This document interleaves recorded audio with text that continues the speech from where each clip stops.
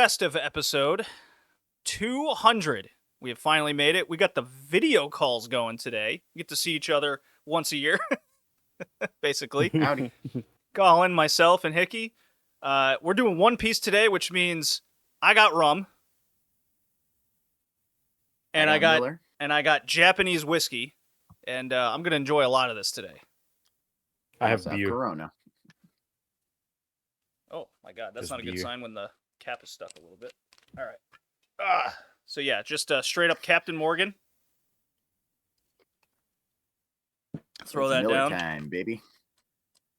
Please, JG, don't No, do that again. No, come on. We have enough episodes of you derailing it because you just got sloshed on something. I think Ghost in the Shell, if I recall, was one of them. There are many. Come on, you act like never it's in the fun. double digits. I like to think it's in the single digits. JD's the type of Oh, guy boy. that when he gets really drunk, he tries to start a bar fight. I am not a violent person when I'm drunk. But then, Do I ramble a you're lot? not a violent Absolutely. person. I didn't say bar fighting. I said start the bar fight. Oh, and You then start the watch bar fight, and then you leave? flee. Okay. Yeah. That might be me. Egg like the two people meme. on and watch and just go, my entertainment. It's like that meme. That You guy piece of jumps in shit. and says, What that guy said. You can't believe what Colin was saying about this guy. What was he saying? I don't know. Something about your wife. Like really fat. Used to be better when he hit her all those years ago. Damn, holy shit. Okay. That's cool. In bed. So, Hickey, what are you drinking over there before I finish this? I am drinking, like, it's not a Ambev beer.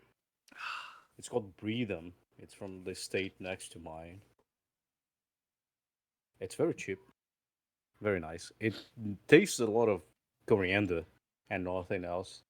So for a hot day, it's quite refreshing. Okay. Well, it's a quite cold day for Colin and I up here in the northern hemisphere. But all right, I've poured the whiskey. I think I'm done with the rum. Just had one to start. Although by the end of this, To I be might be going, thematic. "Where's the rum?" "Why is the rum gone?" Let's not. Let's stay put. Talking about whiskey, I'm drinking a lot of whiskey recently of tea. It's really nice. Oh yeah, Yeah. I've been doing a lot of Balvenie. Is my usual go-to in terms of like whiskey and bourbons and whatnot. Jefferson's is really good, but I've been into the Japanese whiskeys the last few months. Japanese whiskeys are too expensive for me. For you, Because, for me, they're like distance. half the price of normal Scotch and whiskey. Distance. I don't know. Like, there's distance and there's taxes. For some reason, I don't know how it works. There is importation taxes. It's based on Like a distance for some tariff? reason. Yeah, it's a you can say a tariff. Yeah, But it's That's not just not a tariff the because word everyone loves right now. it's not really a tariff because it's an intern thing. Because it's on us, not like outside. Yeah. It's when it gets here. For some reason it's distant based. And so some things have like from Asia has 100% the price on it. That's why like I don't buy figures because if I buy a figure it's like $60. But then there's like $60 of taxes. Why? Because it comes from Asia. I don't know. Well, I don't know. I always bring up Brazil on the video game podcast because you guys were so obsessed with Sega as a country, and you had your own factory to make Sega. We had Nintendo as well. Yeah, but like the There's- Master System and very- Genesis in particular was Yeah, but, like- continuing to be like- made until like 2010. No, it's still being made. Still? I can go out and buy one. Yeah, I can go out and, Well, there and you buy go. one for like $20, I think, or less, $15, with 200 and something licensed games on it. That includes like Oh, one of things those. like Yeah. The Sims, like The Sims 2 and stuff. There's some wild stuff. Like I was looking, there was a RetroCon in another state that I think you guys would love it. There's many things because this importation tax stuff is very new. So there's a lot of like rare Japanese stuff as well in Brazil that it comes in and it stays in private collections or museums. So like Hanshin Tigers GameCubes, there's like 20 of them in those conventions, and you can go around and find them. There's the PC Engine that you were talking like 2-3 months ago. They're going through every single game that came out of the PC Engine. There's loads of them. That's But funny. of I course, that's just not talked where I about live. that It's- on the video game podcast where I got this. It's from Bitmap Books, the PC Engine collection. I've just been going through it, and anytime a game looks or sounds interesting, I bust open my handheld and play it for like 10 minutes. It's in another state. It's in São Paulo state because there's a lot of Japanese people, a lot of Japanese descendants. So in the 70s and 80s and 90s, they would import Japanese stuff for them because they're very close. They were very close. We're like, you only speak Japanese, you don't learn Portuguese, you stay focused. It's kind of like the German in my state or the Pomeranians in my state as well. See, Because that's they- what they you need still to do. You need exist. to find me a job within that German community. I mean, if you want to plant cabbages, I can find Well, I don't want to you plant some. cabbage, but maybe I can manage it. I could be like Yeah, one of you those can- pretend farmers that American politicians try to do. You can actually become like a language teacher for German here. Look, I've eventually already learn been German. doing that at the community college here in Rhode Island. I don't need to I don't need to do more than what I'm already doing. That's for But it fun pays in order well to here. speak Korean and take those classes. There are not many crazy, but yeah, there's a lot of old systems here. People keep playing it. They try to really preserve them. I saw every single. I went to that RetroCon once. I saw every single special edition of the PlayStation 2. That was insane. Like the European versions, the Japanese versions, the American versions, Mhm. and the Brazilian versions. All of them. Like the golden version of the PS2, which is like one of the rarest, or the yellow version because it's European only. They have everything there, and it's for sale most of the time. The Dreamcast was like that for a lot of years with like the sports editions, the European version. Yeah, very. They fun. got them. Yeah. They got them, and most of the time they are for sale. Now I know I'll this is send the you a anime link, but- cast, and we're talking video games, but there is this like shift right now I'm seeing happening between like colonized generation and your generation, Hickey, because you are Jesus. you are of the Very yeah. It's very young. true, Yeah, but- younger than you. I'm not very young anymore, but well, you are young enough Yeah. where now you guys are in the job market for a number of years. You guys are making your own money, and now the retro and nostalgia is in that like Xbox 360 era, like late PS2, PS3, Xbox 360, and we've been doing that on the Retro Gaming podcast where now we're reviewing a lot of PS3 and 360 type games. Shit, we're doing Alan Wake kind of the same in January. kind of the same as it happens in the anime podcast, right? Yeah, Because like we are in 2010, 2011. That's not a long time ago. but it is. But- It's Yeah, it's just, but just the way it is. Well, what's and like what's 2010 is what, PlayStation 3? yeah, and the and the Yeah. 360. Because the 360, I think, was Yeah. already out by like a year or two at that point, and the PS3 was So already in when its I- first when I or was a- second year. For me, like video games are a little bit weird because I'm from a third world country, as they say, emerging country. There are many weird things that happened in the 80s and 90s. There were importation bans in my Mhm. country, so like we couldn't get imported cars and stuff. So everything needed to be produced here. I was born in 96. The ban was until like 94 or something. So when I was a kid, the PlayStation 1 was really hard to get. So my cousins had a Nintendo 64, for example, in 2002, 2003. That's when you some first got them, 2004 basically. something. Yeah, it wasn't like when we first got, but it was cheap enough so we can get it. It wasn't important or anything. So for me, it's like, well, when I say like Nintendo 64, it's like, oh yeah, that thing from early 90s. No, for me, it's like mid 2000s. Those playing still I'm always Nintendo fascinated 64 with stuff. how other countries like got things in different eras, because now everything's digital. You can find workarounds and get these things no issue. You Yeah. just can just VPN a Steam account and bypass like the one now right now that I'm thinking about is Australia just passed that like no child can have social media law, and teenagers and children are finding a workaround by just like uploading a picture of a dog, and it's bypassing whatever AI or something is trying to keep kids out. It's so that shit's really funny, but like my experience with having different things at different times and different regulations was basically when I moved to Germany, and they have the heavy violence laws over there, like no violent video games. They have to pass a lot of, you have to be 18 to buy an M-rated game kind of deal. When I had to wait till I was like 13 with parents' permission to get my first M-rated game, which was technically Devil May Cry. But then when I go to Germany and I'm 17, I can no longer buy these things, even though I've been playing them for the last 4 or 5 years.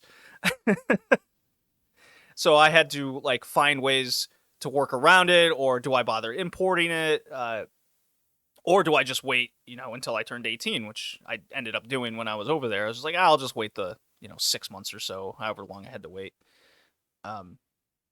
And then vice versa. I was drinking when I was over there. The alcohol. Yeah, I had the alcohol to stuff. it's like, okay, violent video games or alcohol. I'll learn how to drink, I guess. Which vice do I do? And then when I came back, now I could buy the games again, but I couldn't drink for another fucking 3 years. But again, worked around that. And then when I moved to Canada, in Colin's case, it was now every game's like $30 cheaper. Or, I'm sorry, more expensive. Yeah, $20. I think it's 30 now, To isn't be it? exact. Yeah, maybe it's 25. Yeah. But Well, whichever the case, very they least were 20. more expensive. So then I just bought more retro games in that retrospect. Didn't really buy all the new ones. We have the gray market here, right? I think it's something also you would be interested, like the infamous Street Fighter 2 for Dreamcast. Oh. Well, in terms of anime, like there was those manga shops that we go to. Those were way easier to find because Toronto, huge Asian culture there. Like all these imports and things were way easier to find, and therefore they were actually cheaper than anything I could get in America. Yep, the Pacific Mall is great for that kind of thing.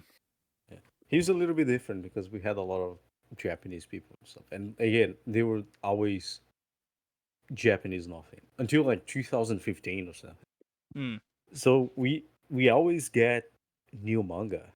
It was cheaper. It was way cheaper. Nowadays it's impossible to buy. What's wild was when I was living in Canada, buying a brand like my whole manga collection I got in Canada. Like that's what I got, and it was $5 to $7 a book, basically. Like I bought. It's probably way more expensive now. $2 a book. Nowadays it's like $4 or $5 a book. And yeah, it's impossible. There's no reason to buy it. But we always get everything, which was kind of funny. Like I could just go to any store that would be selling manga, and I could just grab it, read it, buy it, and then go to the US, and the US is like impossible to get it. Oh my god! I because of the accessibility in Canada and the affordability of it, the idea of just going to the shop and just saying that looks interesting, I'll buy it. It reminded me of when I'd go to like Blockbuster or Hollywood Video or something in America, and it's like, can I rent a game and just try it before I save up money to get it later as a kid? And then when I was a teenager with my first job, that's when I could just like buy stuff because teenager, you don't really have bills. I only had to pay a cell phone and my gas and car insurance when I was a teenager. So whatever money I made left over just went to video games and whatever I wanted. Yes, my parents made me pay bills when I was fucking 15. So New Colin, what is your experience with those kind of youth things? yeah. We weren't really allowed to have consoles in the house until I was at least 14 years old. I've never got a console. Mainly I mean, on I had a PC, though. PS2. I had a PS2, but my father hates video games. Oh I had a god. Game Boy Advance, essentially. Yeah, my console was a GBA. we were allowed to have Pokemon. handhelds. Yeah, got Pokemon. It had a defect in the cartridge. No. Oh, Where you couldn't save? I couldn't save. Oh no, I hate The that. thing is, it was Pokemon. Yeah, it was Pokemon Fire Red. The thing is, it was imported, and everything was imported because Nintendo produced the consoles in Brazil, but not the cartridges. So you either had to get the Japanese version or the American version or the European version. I got the American version, but I didn't speak English because I was like 10. I've been going to English classes for like 2 years. I couldn't understand anything, and it wouldn't save. So what I did was I stayed up and beat Pokemon in like 72 hours or something. I had to play everything so I could end the game because I was going to change the cartridge, but it would take like a month for another one to be shipped from the US here. And you can't possibly wait that long. That's impossible. I was a kid. Yeah. I still have this Game Boy here with a Naruto game. Oh man. No, I had my NES and there was like Mega Man and Ninja Gaiden. I like as a child I didn't really understand the password system. So I'd just leave the console on, and whenever we'd have like a power outage in Texas, which seemed to happen anytime there was a rainstorm in the 90s, the console would just shut off and I'd be like lose all my progress. I'm like, no, it took me a week to get through level 3. Contra in particular, that was the game I beat once as a child. It was just rinse and repeat over and over again. It oh my god, awful experience. Yeah, this has become a childhood reminiscent. Look, we've done 200 episodes of these things. We're gonna talk about One Piece. Well, ironically, or not ironically, it is my childhood. It's JD's. I don't know. It's my teenage young years. Adult life. It is my teenage years because when I moved to Germany in 2005, I had taken German for 2 years in high school, which means I knew nothing. I knew how to like count to 10, right? I could introduce myself, and then if you wanted to continue the conversation, it was no, can't do that. That's not happening. Not happening. And then my host family did have a PS1 with like 20 games on there, but they were all in German. So between watching Eurosport and watching becoming a soccer fan, and watching Borussia Dortmund in particular, they were on all the time in Köln because they say local, but in Germany it's much smaller, so 2-hour train ride or whatever away is considered not local. It feels like I'm living in Rhode Island with how everyone perceives distance, because growing up in Texas, if it took like an hour and a half to go somewhere, you're like, oh, okay, that's beginning to be far. That's fine. It's fine though. Just like Canada. Yeah. Well, in Toronto, it was, I mean, you were 25 minutes away from me, Colin? Just about? Yeah, I think so. But I was living in Mississauga at the time. Yeah, and, I think that was like able to 25. take like the subway. But luckily, I was just a short train stop away, basically, because I was in downtown Toronto. But anyways, besides the point. So yeah, in 2005, I was fully immersed to, like, I had to learn German, otherwise I'd fail school. I don't want to do that. So I'd play Silent Hill in German, and then I would Yeah, you told the watch. story. Yep, I would watch Eurosport for all the soccer matches and highlights. Watched a lot more snooker than I intended because that was just always on, and I was fascinated. I was like, I don't know the rules, but I want to learn. And then there was Inuyasha, One Piece, SpongeBob, and Jimmy Neutron because I had to learn science and I knew like no terminology. So very helpful for learning like basic bitch German and then chemistry terms. But then One Piece was on, and it was it was just after the arc that we're going to review today where it started. And then over the course of that year, I got all the way through Skypia, which was actually ahead of, at least to my knowledge, of where America was actually like airing it. So I was like a full arc ahead because America, the way they usually did it was with a lot of anime, they would dub it on Toonami or some shit, and then it would just repeat the cycle of the same arc over and over again for like years until they finished dubbing an entire arc, and then they would air it weekly from that point on.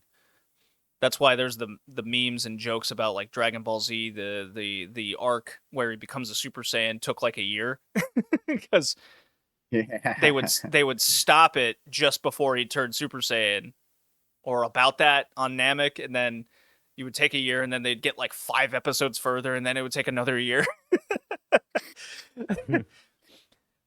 So yeah, I watched One Piece only in a German dub for an entire year, and then when I got back, I had to wait for it to air. So it wasn't until I like got to college where One Piece caught up, and then at that point I was just watching the Japanese dub with the subtitles. But it just felt really weird to hear all the characters not in German.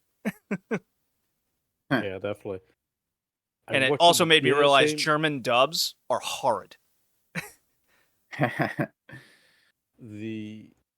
think a funny thing is that I watched a lot of dubs when I was a kid. In Portuguese? Naruto was on TV. One Piece, yeah, Portuguese. Brazilian Portuguese, not Portugal's Portuguese. Because Portugal has no interest in doing dubs. Brazil has. So in Portugal, usually they also use the Brazilian. Yeah, Portugal's too worried about their drugs and forest fires. And Brazilians. But anyway. I watched One Piece dubbed, and we didn't have the problem as you're talking about it in America, in the US, where they would just repeat the same arc, because the interest was huge, so they could just afford dubbing as they went. I wonder when One Piece started airing in America. The Dragon Ball joke here is not about taking 1 year to finish an arc, but the fact that the title and description at the end of one episode is they spoil of the whole episode. Oh, it's just like, oh, who will win? What will happen? And then you get to the end, it's like X character wins. It's like, dude, the hell? Just waiting the next episode and just spoil the whole. Okay, thing. This makes sense why I didn't know this. I remember the 4Kids dub, which was notoriously horrible for One Piece in America, and that's why it didn't take off. The cigarettes were changed out for lollipops, all kinds of shit, and the voice acting was horrible. That started in 2004. We got those.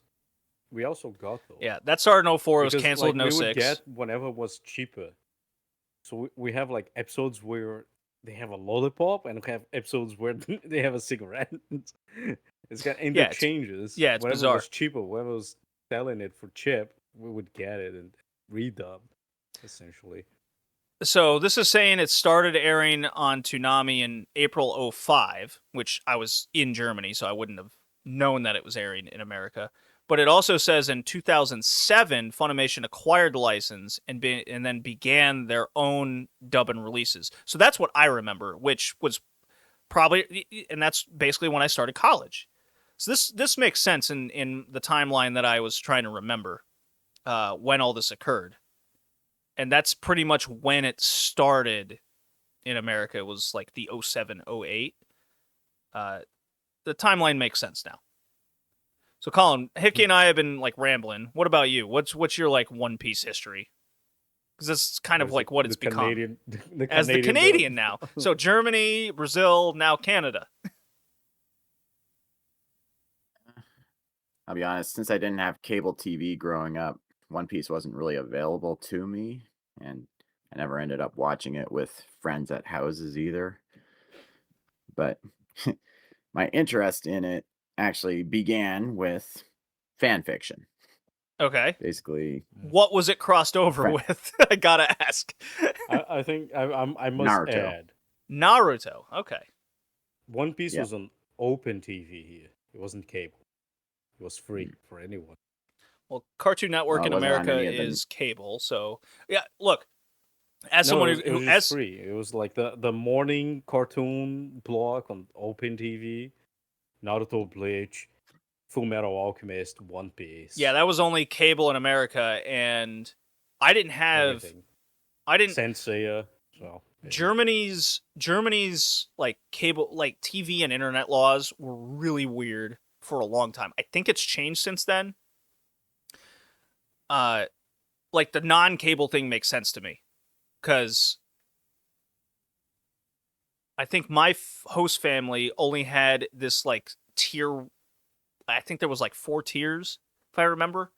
And they had like tier 1 cable, which meant you would get Eurosport, you would get the couple movie station. There was only like 10 channels I had in Germany on TV. Like the slim pickings. And they actually talked to me and went, "Now, we don't have a lot of TV here like you Americans." And I went, "Okay." It's like you guys have cable and like thousands of channels, or hundreds at the time. Now it's thousands. Hundreds. And I went, "Whoa." I stopped him. I was like, I didn't have cable in America. Like that was for rich people. Like I didn't have internet growing up at all. We didn't have a computer. We had to get some knockoff computer that we had some. I had at best dial-up internet in 2004, and that was of course clogged up by the phone line all the time. So it was just like a waste of time to even talk about. But the point is, Colin, the non-cable thing makes total sense to me. Yeah. And not So for me to- because I had it on open TV. You don't Yeah, need Hickey's cable to rich watch is what he's anime. telling us. He It's- was a it's on rich open man TV, in Brazil. Oh yes, of course. because of the many Japanese that came here 100 years ago, I can enjoy anime on open TV, and you don't need cable to watch it. That makes me a rich man on culture level. Yeah. I wish it was monetary, but it's not. To elaborate on the fan fiction thing, I was actually doing beta work for another fan fiction that one guy was doing. Well, actually, I'm gonna give him a shout out right now. Fiction Reader 98. He's been a friend of mine for a very long time, since like the early 2000s. He doesn't have a real name. He's an alias. No, when you write fan fiction, you don't review your name. I mean, his name could be Jeff. I'm not going to know who he is. It doesn't matter. Well, he does give it in his profile, so I'll just say it. Dalen. Dalen. He lives in Idaho. Not Dylan? Dalen. Yeah. I have never heard of that name before. Me either. Dalen. That's super unique. Are you sure it wasn't like a mistake on his birth certificate? The mom's like half on the epidurals and everything. Oh, Dylan. This just came out Dalen. And I even know another guy named Galen. Galen. Well, So that's got to be a mistake. Or not. Well, my Depends when he's born. one of the chicks I grew up with in school, she had a kid and she was like fucking high as shit writing. She had a child, and she meant to write Alexa and it came out Alexia. Like threw an I in there by accident. Like, oops. Didn't mean to do that. So every time I see her, I was like, "Hey, Alexia, that's not my name. It's Alexa. Well, that's not what it says on the card." Dude, as a lawyer, I struggle a lot with that. The nightmares. But yeah, he at the time was writing a strictly Naruto fan fiction, although it's actually a fan fiction of a fan fiction because it was based off of another fan fiction called Legacy of the Rasengan by another guy named Telemachus Sundance. It sounds familiar And from what he- you've talked about in the past. Trying Possibly. to remember. Yeah. But Go on. yeah, he was writing that, and then he asked me to do beta work for that, and I was doing strictly that story for a while, and then he asked if I would be willing to do his One Piece Naruto crossover as well. And I was like, yeah, why not? So then, in And I order to thought I'd do it, you just, had to do research / watch One Piece. Exactly. Okay. It's all coming together. Yep. What And year was then- this? It was like 2006 or 2007. I think it was 2007. Same year I started. What's wild? What's Same wild year that was about going on TV for me. yeah? 2004, 2005. So what's wild is One Piece started in '99, and it seems to Yeah. me like worldwide, at least in our circle, and we could say worldwide because we're in 3 different continents, literally. That none of this started until like the mid 2000s. So imagine that the show that's been going on for 25 years. Okay, this is its 26th anniversary or something this year. That it didn't really take off outside of Japan until it was hundreds of episodes in at this point. And knowing that there's that much content out, if you like the show, you know there's so much that you can now watch. While if you go to someone today, which I know some people that have like come in like 500 episodes in, Joey on the video game podcast, he didn't. I don't think he started One Piece until it was 700 episodes in, and now he reads the manga weekly because he knows other people that are also into it that are around our age, between 25 and 40 basically, and that's such a wide age range for a show. I mean, am I going crazy with saying it's like a legendary show for what it represents and how long it is and all these things? I don't don't think think so. you are. It's a really interesting category because the other shows that would be like that is Detective Conan, Detective Conan, I've watched 1,000 episodes of that And- sucker. Sazae-san. But Sazae-san Eh, is very niche. yeah. Very Uh, Japanese. If you What do you want, lived in cat? Japan your whole life, it's the morning cartoon that goes on TV at 7 a.m. It has like 3,000 episodes because it started in the 60s or something. I So, would like, say you Hajime live no and die Ippo is watching another it. one. It's not nearly as long though. It's not as long. Yeah, that's the thing. It's Nah, how Hajime long no it is. Ippo has at least 1,000 chapters. No. We're talking Manga, yes. episodes. Oh yeah. Manga, Yeah, yes. yeah. Manga, yes. If you're going to the manga, yeah. But the problem is like they don't sell concurrent Hajime no Ippo here. Yeah, But like Hajime no Ippo comes out in Crunchyroll arcs still and- has- yeah. Yeah, Crunchyroll has One Piece, I believe, from South America, so you can watch 1,000 episodes of it if you want to. So like spans of generations, maybe Hokuto no Ken, but it's so disjointed.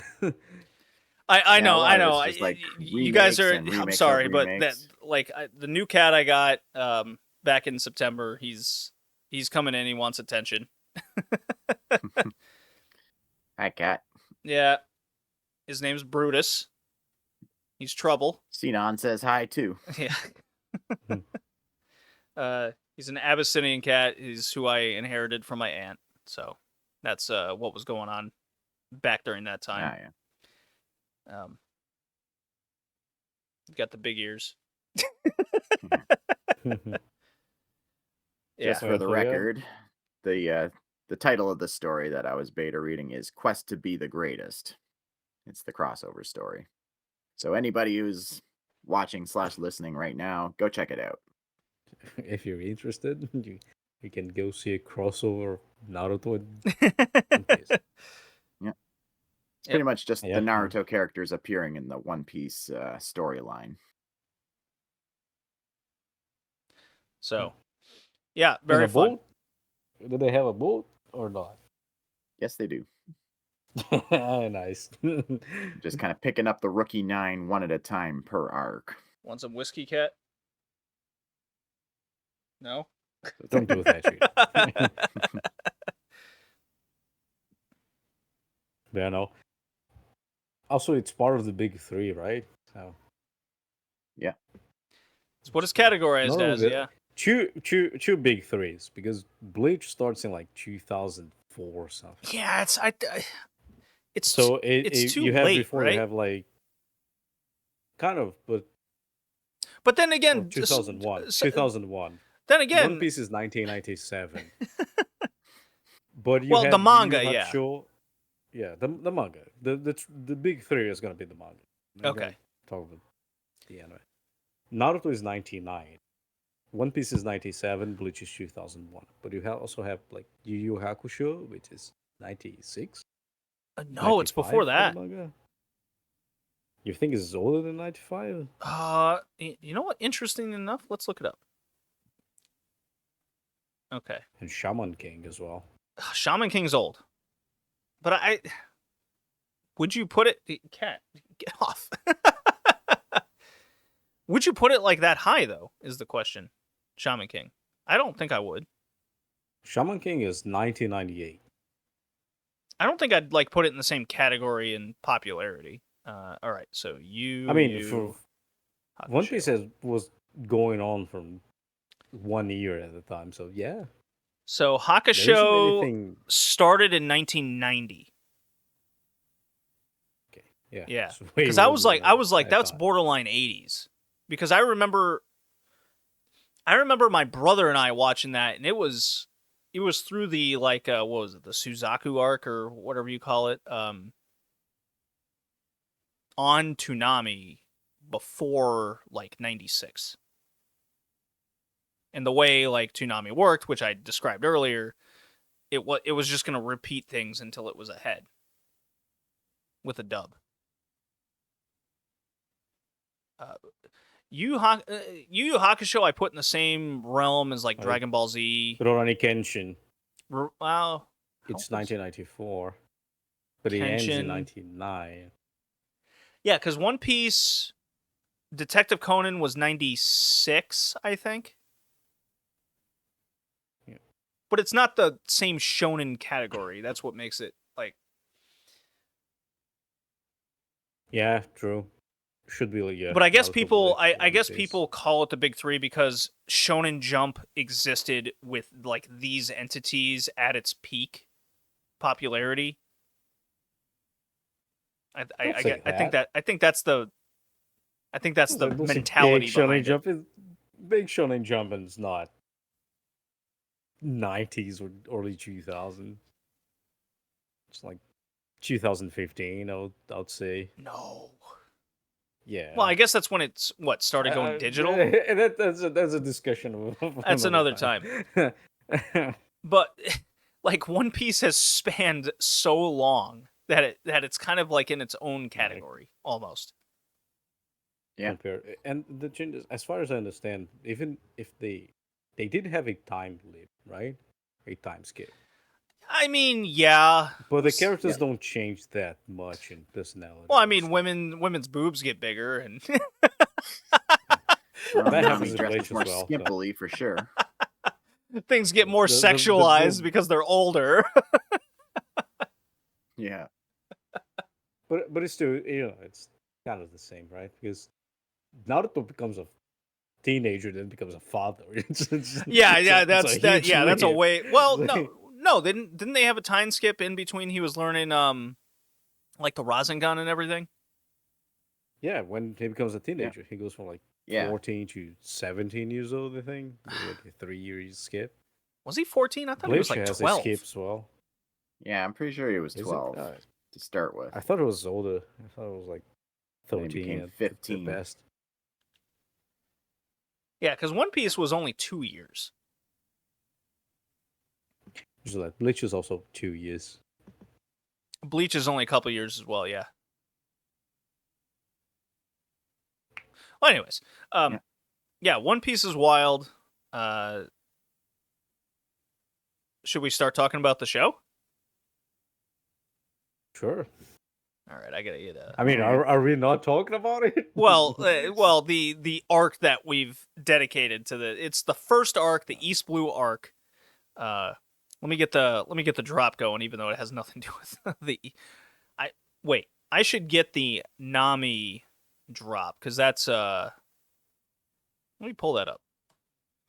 So we got, because there's the big moment for me that solidified me in arc 1 was Nami asking Luffy for help during the Arlong arc. That is my exact arc or moment too. The moment I knew I was in for the long haul. Let's see here. Oh, I got it. It's actually on Crunchyroll's like YouTube page. Let's see here. Let me mute that and just try to find the moment because she like tears off her tattoo. She scratches at it. She stabs it with a knife. She stabs it with a fucking knife. It's fucking gnarly. Yeah. Yeah. She's in total despair. Here we go.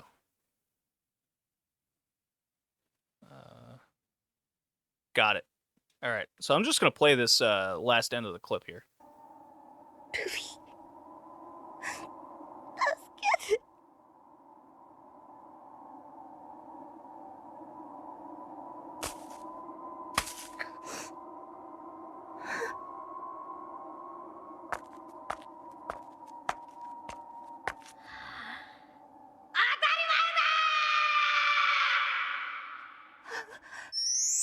俺の宝物に触るな。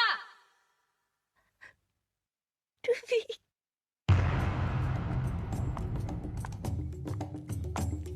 All right. So yeah, I played that to recap for those listening. Well, everyone's listening. It's not like I have a video going, but that moment where she finally asked for help after that moment of despair, and because much of the series before the Arlong arc is very comedic. It's very weird. Yeah. You gotta. Oh my cat. Oh my god. Hold on. I'm in the middle of all this. Oh boy. Cat. Spray bottle. Hey. Jeez. I have a permanent spray bottle for this new cat. Oh boy. Oh yeah, he's knocked down the switch before, and ever since then, it's like I gotta spray him every time he goes up. So he knows it's no good, and he gets sprayed, but he still doesn't. This morning, I'm taking a shower, and he hops in and falls in the shower and just gets totally drenched in water. So he finally got dry, and now he's getting sprayed again. So I'm thinking water doesn't affect the cat too much. Oh, but no. anyways, so getting back to a somewhat serious thing. Before this Arlong arc, much of the show is very comedic. And it maintains It's so childish. Yeah, it maintains its comedic entity for a lot of the show. But it's the Arlong arc in particular that where Nami is we were talking about. She stabs the tattoo that she has of Arlong in her arm to get this thing off her. She like think about that. You're stabbing yourself in so much desperation. You're on your wit's end, and even the One best thing she can do to fight back at that point. Well, she's out of ideas. She's in total despair, and where a lot of even good anime fail is to nail the moment. and where Luffy, this incredibly just goofy character, they establish that the hat is the most important thing to him, puts it on her head when she asks for help, says nothing. And then he just goes, "Of course I will," top of his lungs. And then she remembers, like, that's the only thing that matters to him. And she's just beside herself and realizing, man, this is a fucking dude, right? And then there's the camera pan of fucking Sanji there and Zoro, and they're in their poses. It's a far cam, and they're just gonna go fight and do their thing. Now the fight gets a little line all the way to Arlong Park. Yeah, and the fight gets a little goofy in itself because it's One Piece, but like that's what gets your like heart beating. That's what gets you going. You're just going, oh my god, all right, I'm fucking ready to. Because what One Piece really establishes well, after they get through Buggy the Clown and all this, is these enemies, these villains, are pieces of shit. And they really establish that well throughout the entire series. And the first arc, you got Sanji on the boat with the pirate guy with all the weapons and gimmicks. They make sure he's a piece of shit. They also weirdly establish how strong everyone is, like outside of East Blue. They really market that East Blue is this just a weak starting, like it's your tutorial, if you will. Which I think was done well. That's good writing to establish that the East Blue is this speck in the world, while the rest of the world is so much stronger, so much better. You have to really establish yourself to this X point in order to even make it to this strong world, if you will, which is on purpose because that's a future movie. That's future establishment of characters, power levels. All this. So I wanted to play that clip to really establish kind of where I locked in as a show. Now, obviously, this came later when I was watching in Germany because of Skype and all that. But anyways, that was such a well-written moment and good cinematics for a show that came out in 99. Yeah. And I just didn't really see that in a lot of shonen shows. And animation. What's that? It's very consistent with the animation. Yeah. For 99. Like it shows that it was a big bet. It's like we're gonna give a lot of money into like justice to the animation because we know we're gonna sell even more. And not even recoup our money, but get a lot of profit out of this. I would say with how long One Piece is going on, they've made their money. Oh, for sure. And so here's a question I want to ask before we go into more of the show itself is over the years, because it's Toei Animation, they're known for being quote unquote cheap. Not anymore. Not anymore. Really? Toei doesn't exist anymore, right? What? No, they still exist, right? No, I think they still exist. I'm mistaken with another studio. Okay. They're known for being quote-unquote cheap, especially with their larger properties. But in the case of One Piece, I'd make an argument for it because if you just change if you hard change the animation and art style and the quality, it becomes jarring. And you can't like rewatch the show. You can't continue it. It becomes harder. It's a shock to the system. And the way it's presented. Yes, it can still come off as cheaper, which it is, but I think there's a purpose to it, and I still like it because of that. It's almost like technology has just advanced too much. It's not even there. It is technically One Piece, and Bleach and Naruto are both from Studio Pierrot, right? It's the same studio, and in the 2000s they were kind of like struggling to fit in and stuff. Yeah, Pierrot is still. Pierrot is still. It's a different also, situation. Yeah, they're marketed as being on the cheaper end now as well. One Piece was like kind of mass produced, So like there's no point for you to do the most expensive stuff if you're just going to sell sliced bread. But One Piece is like the expensive sliced bread. Yeah, it's the one Right. that's They- $3 you instead of can one. see- Yeah. Yeah, exactly. You can see that they put way more effort and way more money into it because they understood when it started airing 2 years after the manga started that they could do excellent things with it. And it's not only anime stuff, manga stuff, but it's important to understand the context that it's coming in. Well, Uh, over the in a few years, years, we're gonna get media mix as a concept. yeah, And we see it a lot in 2010 to 2015 and even nowadays. An anime just starts an original work and suddenly there's a gotcha game about it. oh yeah, But yeah. media mix is starting in 2003 2004. You probably have One Piece light novel spin-offs and stuff.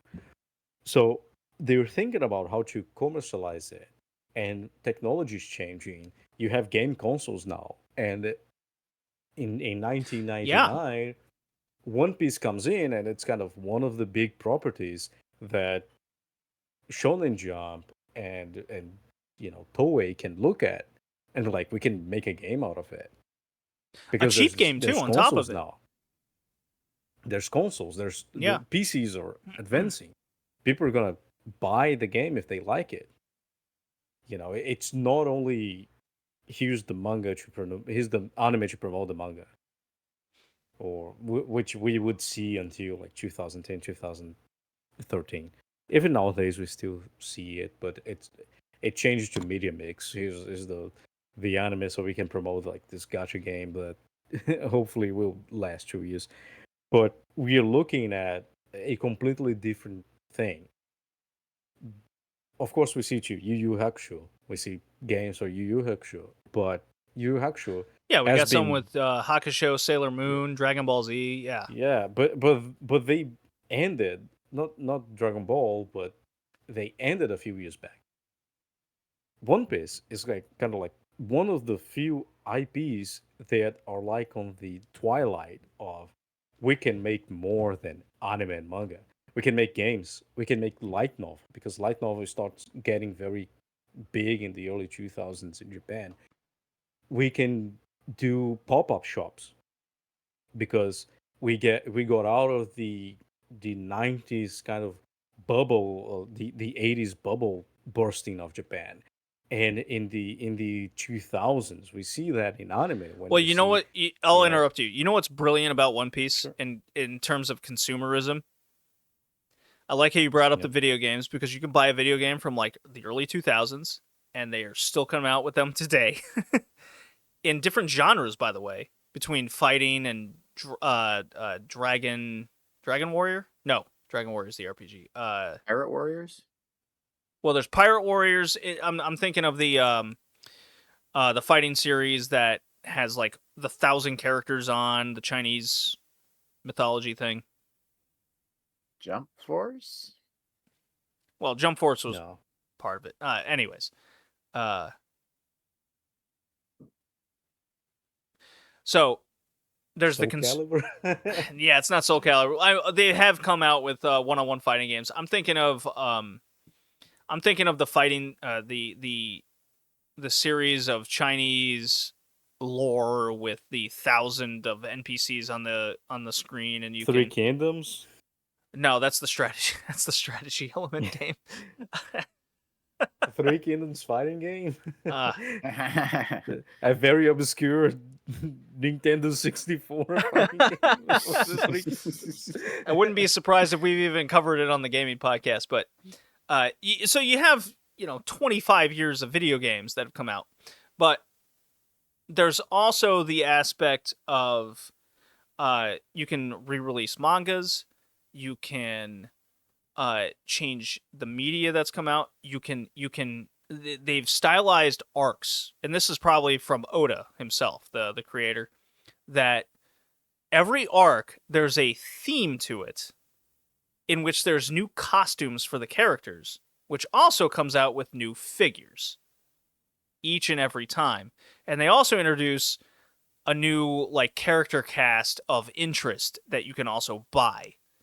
And that's been observed over time and evolved. So the more this comes out with, it's just like, oh, you want me to create new characters? Cool, no problem. I'll come out with new costumes for our main characters, and you can buy your 7 different Namis and Robins and Luffy's and whoever, and you can have your whole collection of One Piece over the years and decades at this point. It's really a brilliant play from start to finish and the evolution over time and how this is played out. And it doesn't feel like it's in your face all the time. It's just more things for you to invest in as a fan. It's not just forced on you. It's just part of the story, which makes sense. If you're gonna be on Cake Island or and then move on to Warrior Land, or just naming different arcs, they have their different costumes to accustom with the theme of what's going on. It does make sense. If it doesn't, if it's like the Fate Stay Night series, I'm currently reading, I'm playing, rewatching. It always seems like the same regurgitated thing over and over again in a way. It doesn't feel completely new. It's a visual novel. It is a visual novel. It does come from a different media. You have Fate Grand Order. You do have Fate Grand Order. You have Fate Zero that comes out, right? But all of those things comes from things like Gundam and One Piece. One Piece especially, because again, One Piece is from the digital era. Mm-hmm. Gundam is older than that. Gundam's way older, yeah. Yeah. Gundam, you got your mechs, your figures, your shit. I moved my head. There's some Gundam figures all around the line next to Biersteins from Germany, but I got my favorites up there. One Piece it's very a digital era, right? It can be. It can also be physical. If it started a few years earlier, I don't think it would be as big as it is right now. Because again, it's a time of excitement. It's a time where you can look at an IP and see how long it can go. And the thing is, after the 2000s, things advance so much that the things you're talking about we can create a new arc and then there's new things and new figures. Well, figures were not something that big in the 90s and the 2000s. Yeah, it was more models. Once you get to 2005, then it's a big thing. Yeah. Then you get a new arc. But then again, that goes back to what we were saying before. When we all got into it, we're in the mid-2000s. Yes. And then, but we start seeing figures, and then you get like the changes. Of course, Oda is very important to this because he's very adaptive as well. A lot of he is an extreme how old was he when he started this thing? Change question, but like imagine I think he's in his 50s now.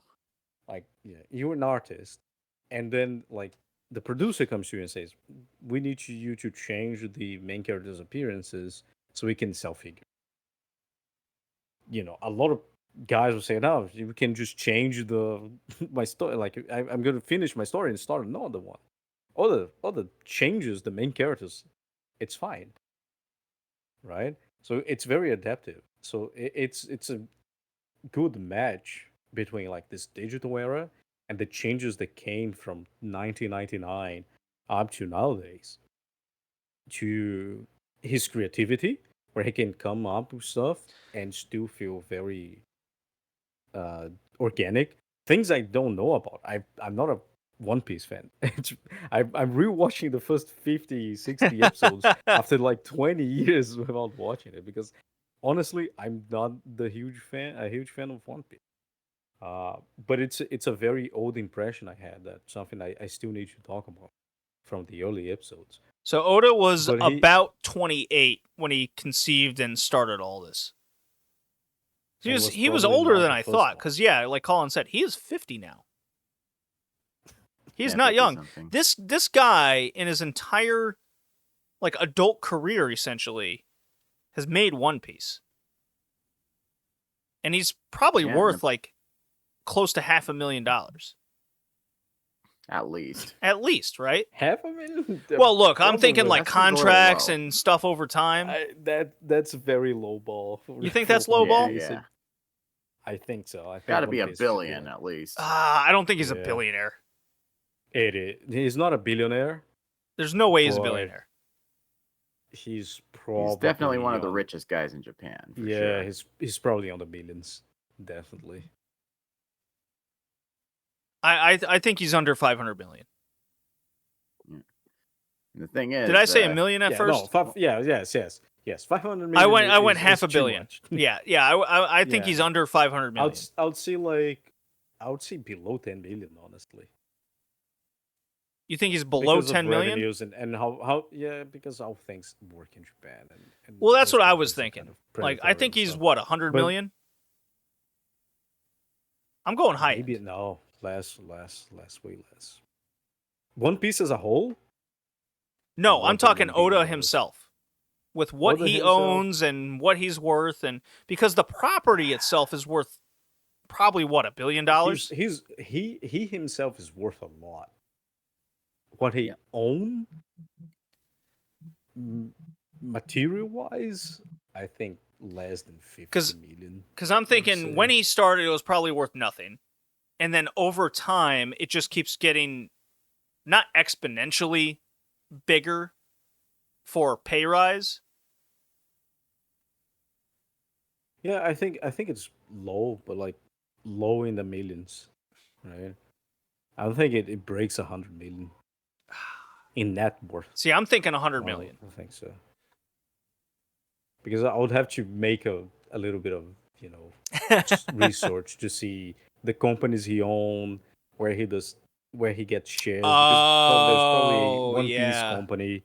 He's probably Does more he than has that then. shares on the One Piece company, and things like that.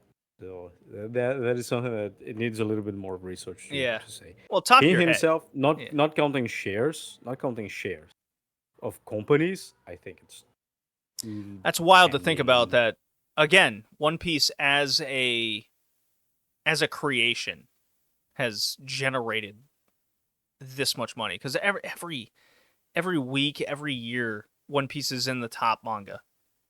It's in the top watched. It's always in the top, and it's a cultural spanned. phenomenon. It's a cultural phenomenon. It's spanned generations. All right, so we have not talked a lot about the show. So maybe if we do this again, I don't know if we'll do this again because One Piece is so long, but we're doing the East Blue Saga. We start out with what's called the Romance Dawn arc. It's your introduction to the cast, or at least with Luffy himself. And Buggy the Pirates, and he becomes a very recurring character over time, being a literal clown, if you will. And yet he hates people talking about his big red nose. Well, fucking get rid of it. It looks like it can come off. Like, come on. Yeah, it really does. Like, you don't have to be a clown. But he chooses to be one. He's had it since he was part of... What's wild to me is Buggy and Shanks. Shanks is Luffy's mentor, his hero, one of the big four pirates. Established very early. So this tells me, and Oda has admitted to himself, that he's had this whole thing like planned out for since the start. Now, is that wordplay? Is that to a point? Who could say? He has said in the past that a lot of One Piece is based off of like different ideas he had written down in a journal as a kid, just like all these different kinds of fantastical things, and each story arc is based off of each of those ideas. Yeah, and then as So, he matures as a person and gets older, it can expand. It adjusts to the economic need of what's going on, which you can tell. What Well, once it's Dressrosa one thing, arc happens, you can tell they're like, no, span this out. Or he's like, I'm fucking fried. I'm in my 40s now. I can't do this like I did when I was in my 20s and 30s. He still I got like through that Wano just observation. fine, and that was a long ass fucking saga. The observation of like the stories being based of things he likes as a kid and like being like very kid friendly is the impression I have of One Piece, and it's why I really want to watch Naruto, the beginning of Naruto, Have because you never we seen watched that? Bleach. No, I watched the whole Naruto thing. Oh, okay. But it's been a long time.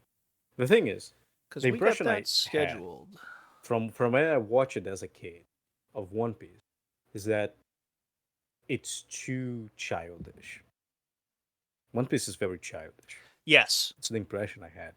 And when rewatching now, and like this span of like 60 to 63 episodes, the first 20, 30 episodes are extremely childish. Yeah. The characters are very childish. The stories are very childish. It has a moral thing to it, right? The big bad guy or the kid who cried wolf that is Usopp, you know, all Least those favorite character, by the childhood way, is Usopp. tales. I like Usopp. Really? I can't I stand him. like I him. like Usopp. I hate I him like I Usopp love as that well. guy. as The story would soon. be a lot less interesting without him. No, as Yeah, if he changes his I attitude wish to be he could use a pistol, but that's fine. a But again, it's a thing of like being historically childish, with his right? family, that would have made sense, right? Yeah, but it's still like he can like aim the cannon and he's like super precise and stuff. I like the ranged. I like ranged characters a lot. So, Look, he but could be a it good comes like to the character, child but thing. his personality At is some point it garbage. changes. Yeah, at some point it changes and becomes a little bit more mature. People start Yes. dying. Usually it's like mob characters start getting shot and dying. And that's why I wanted to see Naruto. Because Naruto, the anime or the manga, came out before Bleach. And Bleach is way too mature. Like, Bleach is on the end spectrum of shonen. Yeah. Like 16. I wonder if when Naruto came out, because I remember that Naruto is kind of heavy. Because It Naruto can be, is like yeah. an excluded kid. You know, no one likes him. He doesn't have a family. He stays alone and he doesn't talk to anyone. I wonder how much that got super popular and influenced One Piece. And I'll have to like do a timeline to see when they crossed, you know, as medium, because you go Oh, from that's like this interesting. super childish story, like telling tales, moral tales for kids. Hey kids, you know, oh, if you do that, this is gonna happen to you. Again, the Usopp story is like the pinnacle of the childish tales. It's the boy who cried wolf. God, Yeah, it's the exact it's same like thing. it's yeah, it's the exact same thing. But before that, it's the same. And Luffy is a super childish character. Absolutely. He does whatever he wants. He sleeps when he wants. You know, he's super happy all the time. He cannot get hurt because he's made of rubber. The concept of everything is very childish. But then it's not anymore. Right? Even the arc where you're talking about with Nami, right?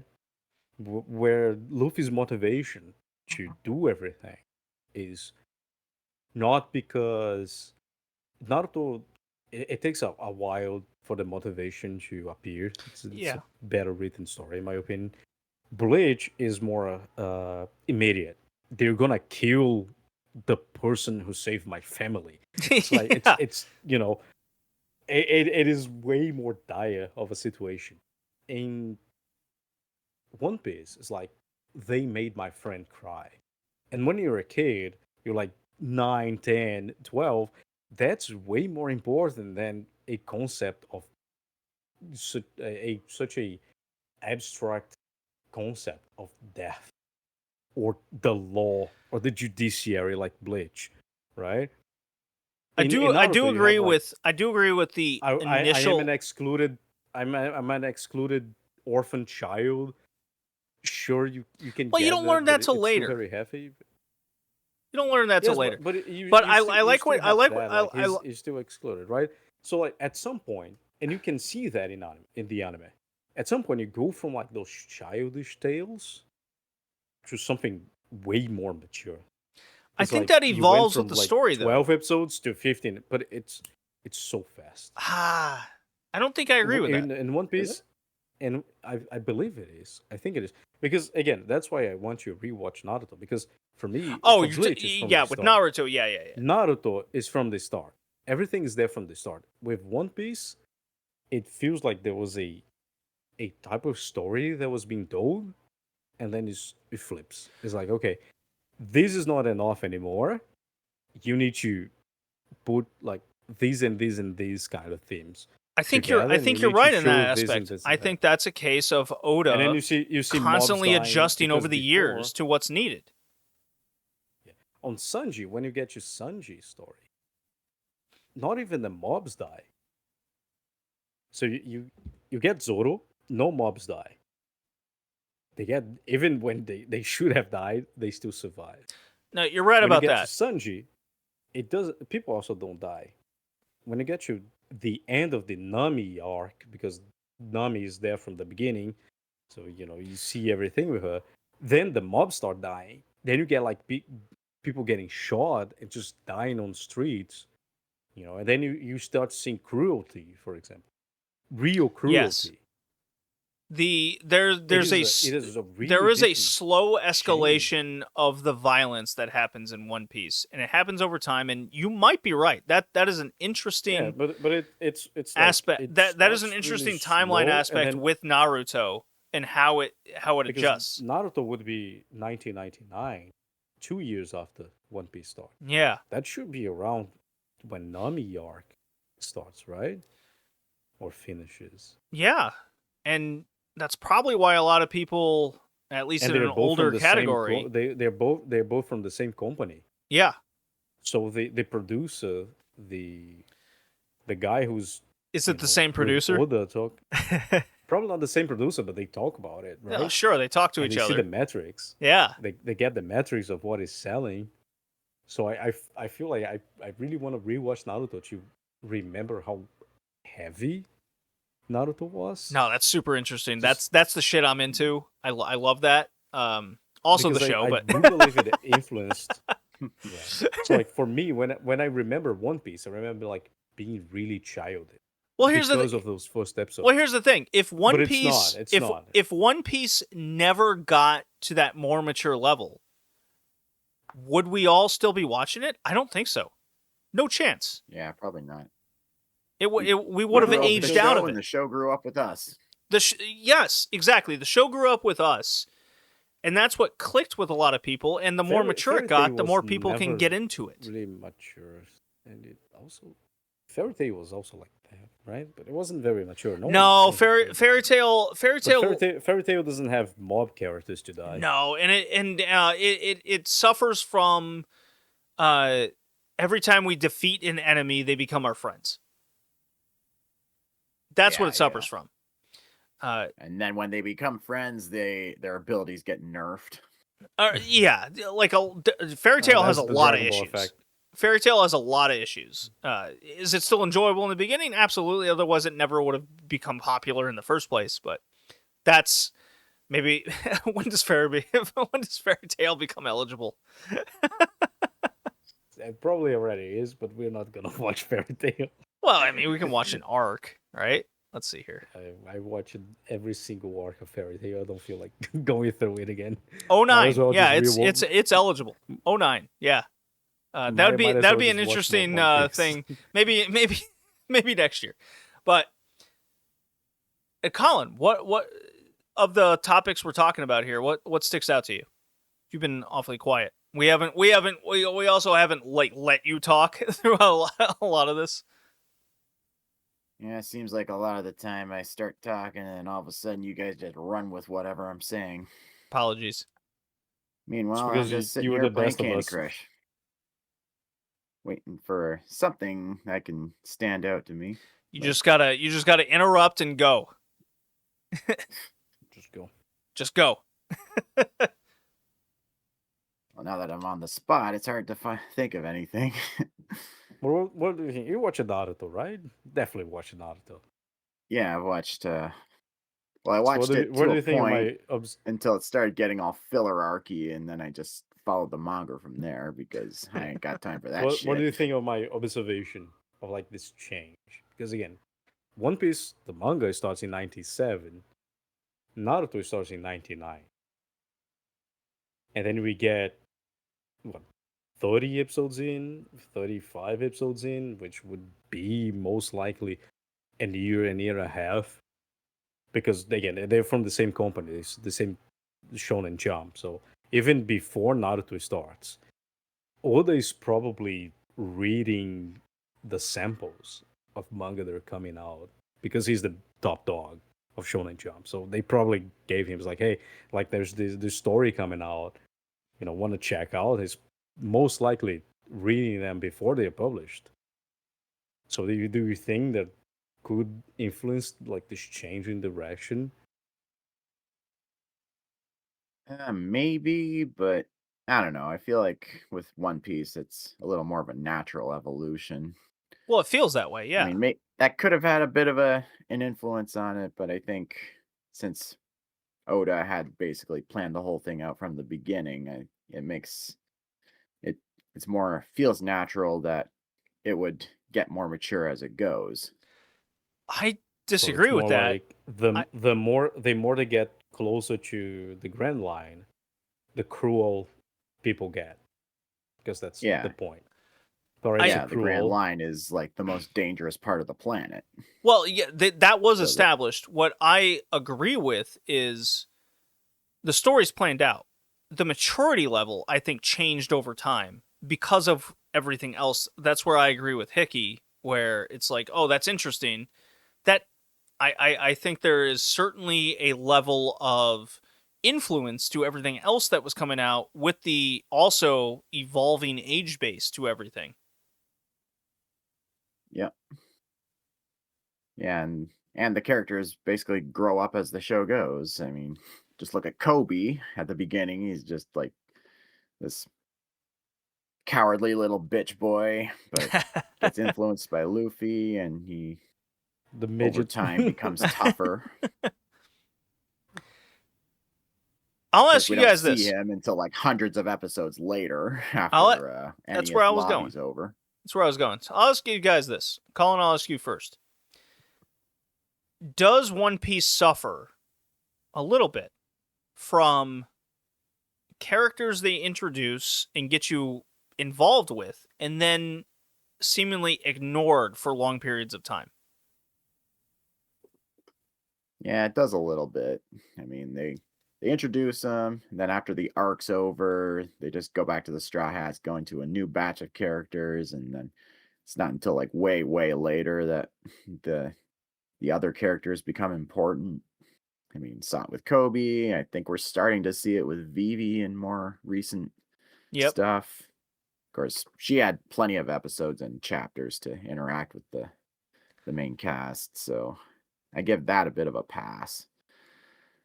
But then there's also like the Giants on Little Garden not appearing until like just now later, Yeah. just now on Elbaf. And there's also we haven't seen any of the Skypiea characters come back. I mean, Never. yeah, But that makes sense to the I mean, lore of the world. I think there's a strong tie to the lore of the world in the show, which they maintain throughout. Because if these characters maintained constant communication, constant camaraderie from start to finish, then East Blue wouldn't be this maintained weak area, right? yeah. But you don't realize that until like so much of the show has gone on. And it also represents a good sense of reality where, like, Colin, you and I, we haven't seen each other in many years. We're a country apart, and yet we still stay in, like, loose communication with each other. That's what this podcast is, I like to think, for, is keeping in contact with you Yeah. guys and maintaining our sense of camaraderie. But we don't know every aspect of our lives in between that, unless I tell you, unless you tell me. And that, Yeah. does translate to how the One Piece universe goes, where it's like, oh, unless they get that newspaper that says, fuck, this is happening. Hit my mic. Apologies. Shit, that's what they're up to. Like, yeah, we're still friends, but there's clearly a communication gap here. Because they're off doing their own thing. We're off doing our own. With Vivi, it's like, yeah, fuck, our country was almost taken over. Wait, that's the next arc, isn't it? Yeah, that's the next arc. So we shouldn't totally spoil that, but Spoil. you get the idea, though. It's like they become friends, they have their communication, but they're going off in their journey, and our past characters are. That's why we never see Sanji's father figure, the cook guy with the peg leg. Yeah. We never see him really again because Sanji's arc with him is done. The whole point of that was get the fuck out of here. You're better than this. Go do your life. Your arc here is over with, but he'll never forget him. And if they come across in the future, they will do that. So what I'm referring to is this Barati arc, where Sanji is found on this restaurant, right, on the water to help prevent pirates from getting scurvy, essentially, which is awesome because I've made that joke ever since because I worked out on the ocean in the middle of nowhere for weeks on end. And I'm watching all this over again. Well, not over again, for the first time, because that's when the timeline kind of worked out, is I'm out in the ocean working, and I'm in the middle of nowhere. I'm thousands of miles out in the ocean, the Gulf of Mexico, working, watching One Piece. And these people are talking about scurvy, eating lemons, your teeth are going to fall out, your hair's going to fall out, which mine's kind of thinning out and doing now at this point in time. I got kind of the same thing going. Yeah, we're thinning. Hickey's got gray hairs going now, and he's not even in his 30s yet. I have some in my beard. You got some in your beard? Oh man, I'm getting blonde Just a hair little back. bit. Actually, Same. I'm getting back to my Aryan roots. Yeah, there's blonde hairs coming back on my beard, and it's very noticeable if you see me in person. But anyways, yeah, the Barati arc's interesting because that seems to be the first instance of Luffy trying to recruit someone out of their comfort zone, basically. While when he recruited Zoro, he was imprisoned, shit was going down, he was trying to save someone. Nami's kind of a side character, kind of floating about until the final crescendo that we get to. So Zoro just naturally goes into Luffy. He's like, fuck, we're strong together, 1-2, and it maintains that aspect throughout the show. Zoro's always trying to catch up to Luffy, but Luffy's always one step ahead because he has not a higher drive, but a higher potential. There's a lot of theories going around about that. When we get to Sanji, he has a potential. We see he has a dream. We can fantasize and see. I want to see the all blue. I want to see this. I want to see that. But that involves traveling. So the whole journey is just simply getting away. That's his journey. Which is why later, way later, we get more of Sanji, while we don't get more of Zoro. Zoro's kind of solved immediately. It's just, fucking friends died. That's fucked up. Yeah. What do you want him to do, man? What do you want him to do? You need to wait until a underworld saga where for some reason the Grand Line has a fucking portal to hell and he can go and see his girlfriend again or something. Right, yeah. His childhood friend. So Zoro's solved. He's pretty quick. Nami's pretty quick. Fucking get her out of Arlong's... Well, that was Millock, right? Yeah. As long as Arlong's defeated and gone and the island's free, she's good.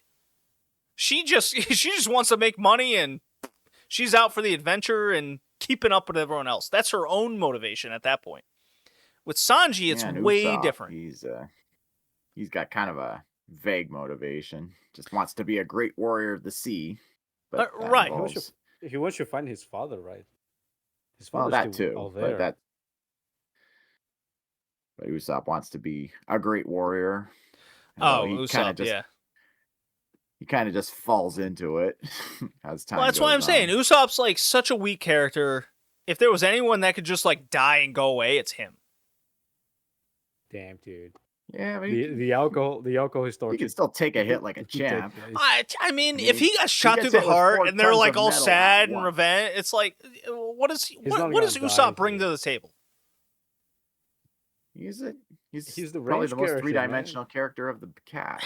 He's a I mean, comedic even when relief he's- characher. You can like Brooks exists, Yeah, but and he can he's a still be way better complex. swordsman too. Remember, like, this is a childish show at the end of the day. So, like, you gotta have the guy that is actually freaking out and he's really scared, but he Yeah. still moves forward. I get that that's he's a great realistic. motivation to kids. I do get that. But if he's going to be Yeah, part of the he- like we see his Like, we you're see not glimpses. Zoro, you're not Luffy, you're not Sanji, you're not Nami. You were Usopp. You'd be freaking the fuck out. Okay, well compare him But to his you father, still put a front. which is always good for children. Yeah, but his father is a drunk, so like it's not good for children. So it's like, yeah, no, Usopp becomes a drunkard that doesn't feel fear because he's always numb to fear due to the amount of alcohol he consumes. That's bad. That's no go. If Usopp became like a fucking assassin level character, I'd be way more into him. But from the time we meet him to the time of now, he's still this just ridiculous comedic relief character. There's nothing wrong with that. Yeah, I don't see a problem. The problem is the Luffy is also a comic relief character. He He's the main is the character. comic relief, and he's also fucking strong as hell. Why do you need Yeah, Usopp? That's the problem. That's the biggest Usopp problem. offers a Usopp different is- angle.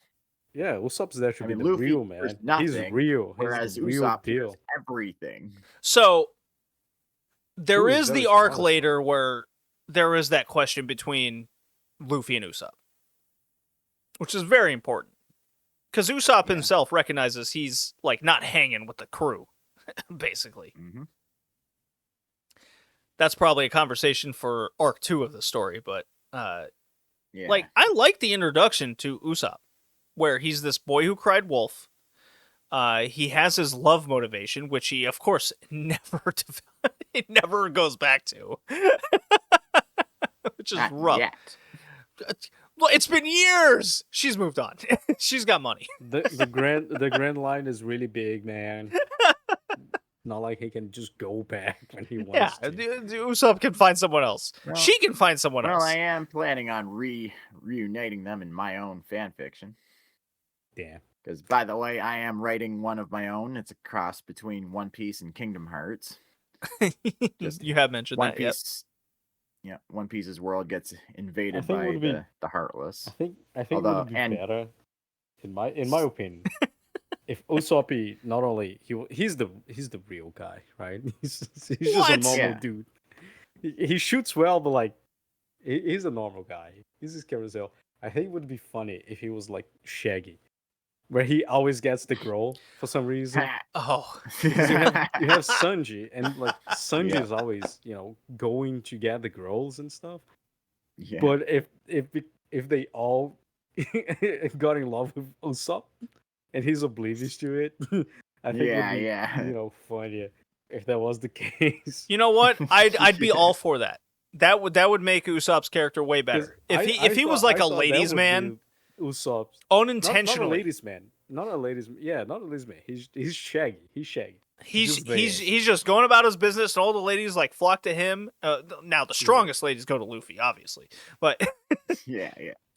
like Bo Hancock, Luffy, Nami, Yeah. Luffy, Nico Robin. I don't know Robin, what she's Luffy. into, but never made that clear. I thought like with Yamato, the Luffy. introduction of Usopp, I thought that would be his character. But then not being, but I still like him. He's probably my favorite Yeah. character actually. of like this beginning because again, he's the normal guy. I cannot Yeah. relate to Rubber Man. I cannot Yeah. relate to a guy with 3 swords swinging around. I'm not a good cook. I I'm try my pretty sure best, my but I'm not the cat is pooping in the corner of my pacing in room the right wall. now. Probably. Okay, No. go No check. litter Go box? check him. Well, the thing is, the old litter box is there, cleaned out and empty. Jeez. Just looking at it. Well, there's nothing you can do, right? I mean, It's they're already on the pooping in a floor. box, so I suppose not the end of the world. But they're not gonna. On a side note, I was gonna say on a side note, as far as Sanji is concerned, I love that his fighting style is all kicking because it establishes he does that just so he can save his hands for the kitchen. Oh, but okay. I have an argument against that. Ready? Okay. Damn. Okay. He's touching the floor with his hands. Yeah, wrist injuries are a prone there, but they could establish very early that he has to adjust his fighting style to sacrifice his hands and wrists. So he's capable, he chooses not to do it until it's like a dire moment. But he never does it because even winning the fight is not worth his wrists and hands. Hit my mic again. Apologies. Well, there is one exception. It's like when they're on their way to Ennius lobbies fighting that ramen cook. He actually uses kitchen knives to cut up all the noodles the guy is using. Yeah, they established that as he could do it, but he doesn't. So why doesn't he just Well- always have it and be a stronger character? Hip hop was very big in Japan in the 90s. And so he just break dances. That's a good Because it's hip with the kids, and you gotta get the kids because that's the point of One Piece. I just think it just That's matches too better meta. with the quirkiness of One Piece for him to have that kind of fighting style. I mean, you can Yeah. have your You don't limitations really for need a solid yourself. reason for it. No, it's a good reason to sell it, but then you can have it as a last resort. Like, Luffy has his limitations with his rubber ability, which makes it so interesting. Even when he levels up the rubber ability, there's a limitation to it with energy and how his body can hold up. Same thing with Zoro with how his body can hold up and if he can.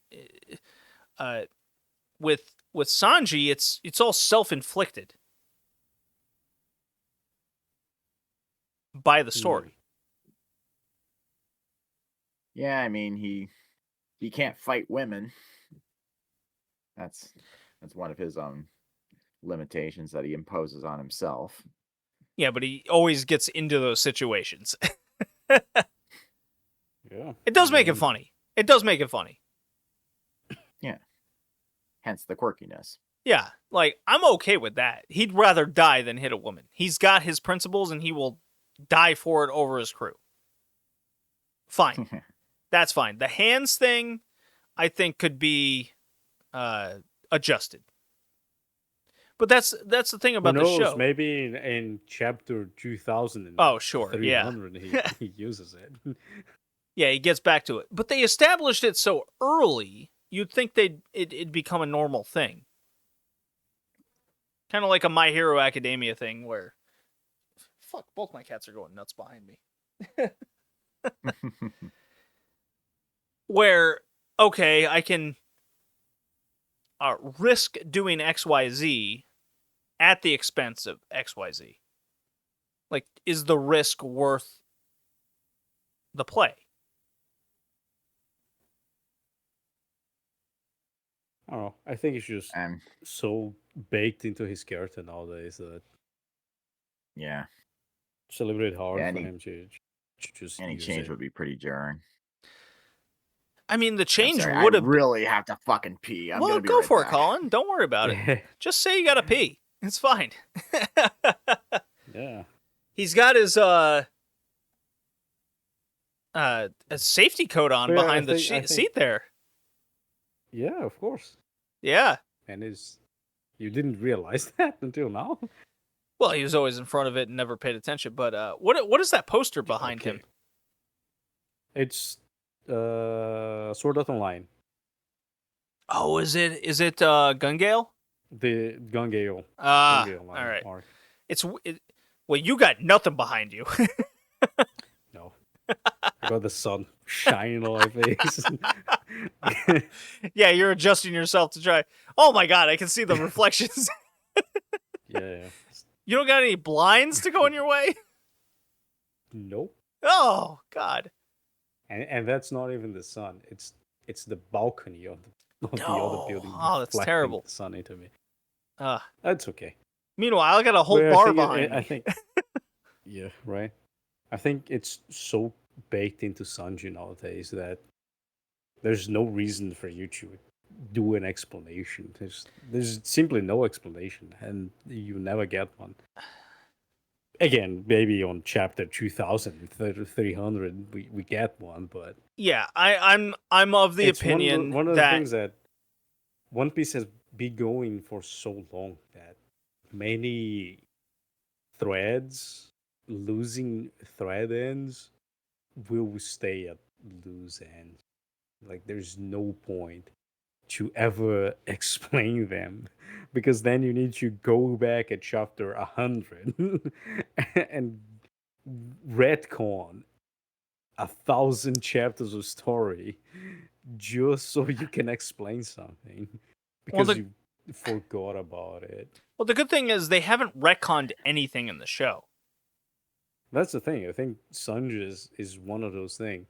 Yeah. They would have to kind of like go back and like retcon a lot. However, like for example, if you say, "Oh, Sanji is actually his main thing is actually using the hands, but he doesn't want to use his hands because of cooking and stuff. But he's super powerful using his hands, and then he uses it." Then you're like, "Well, what about the fight from chapter 300, the fight from the chapter 1,000, the chapter from 950, where he almost died, and chapter 755, where he actually died and got resurrected in chapter 800, why did he not use his hand?" well, I like, think it's that's the a good point, like, debate though, you know, because then that brings more better to the not character. use it. It's like it's better, but Sanji specifically, I think you would have to retcon so much stuff to justify. See, I don't think so because they were Especially if the character he's fighting on a power scale compared to him is not that powerful compared to characters he fought before. You know, as you know, the difference in power. So like, it's better to not touch it. Oda is like 60 years old, man. He doesn't have the fucking time to retcon shit. No, because the argument I have with Sanji, because he's the character I have the most issue with, besides Usopp just being incredibly weak, is there have been arcs with Sanji multiple times over that you can adjust this character to a level, or at least to a power level, that he's willing to adjust certain things over the years, and they just never have. He's always been this pervert. He's always been this feet-only guy, outside of the one instance where he fought the ramen guy because he was also a cook. You could introduce other cook fighting characters. You could introduce other motivations where his crewmates or certain family members are involved, which they have done, that has just never come to fruition over using his hands. Now it's been gimmick ridden, which has limitations. That's way later though. When it comes to the early stages, I think they did a good job establishing him as someone who needed extra motivation to get out of his environment. Because Nami was Arlong, control the island. Zoro was become the strongest over this militaristic regime that was going on. that was easy in the One Piece universe, while Sanji was, I have this restaurant. What's it going to take to get me to get out? Kind of deal. And that was the big difference. And that's why that made such a big difference for him as a character, and why I think a lot of One Piece fans, including myself, think of Sanji as a bigger character than they've ever made him. The Nami arc was... Yeah, the Nami arc was you huge. Can see from the beginning. Yeah, the Nami arc was huge from the emotional standpoint in getting from point A to point B in what we are as fans as emotional. No, crack that shit in front of the microphone. What are you doing? Being respectful. No! you barbarian, Germanic man. Damn it! You gotta be like... So what is that now? Is that the same thing? Yeah, it's the same. All right. Bought, what about you, Colin? About 24. I'm on my 24 Corona cans. now. Still the same one? No, I had Miller before. Oh, you did, yeah. All right, excellent. We have Miller here, but only the no gluten-free version. We don't have the regular one. Yeah, Mine's genuine draft. Ouch. Oh God, no. I'm hitting Never shit. thought about it, but we do have the gluten-free version, but we don't have the regular one. Anyway, One Piece. One Piece. Yeah, I agree with you. I do believe Sanji's a bigger character than they made him be.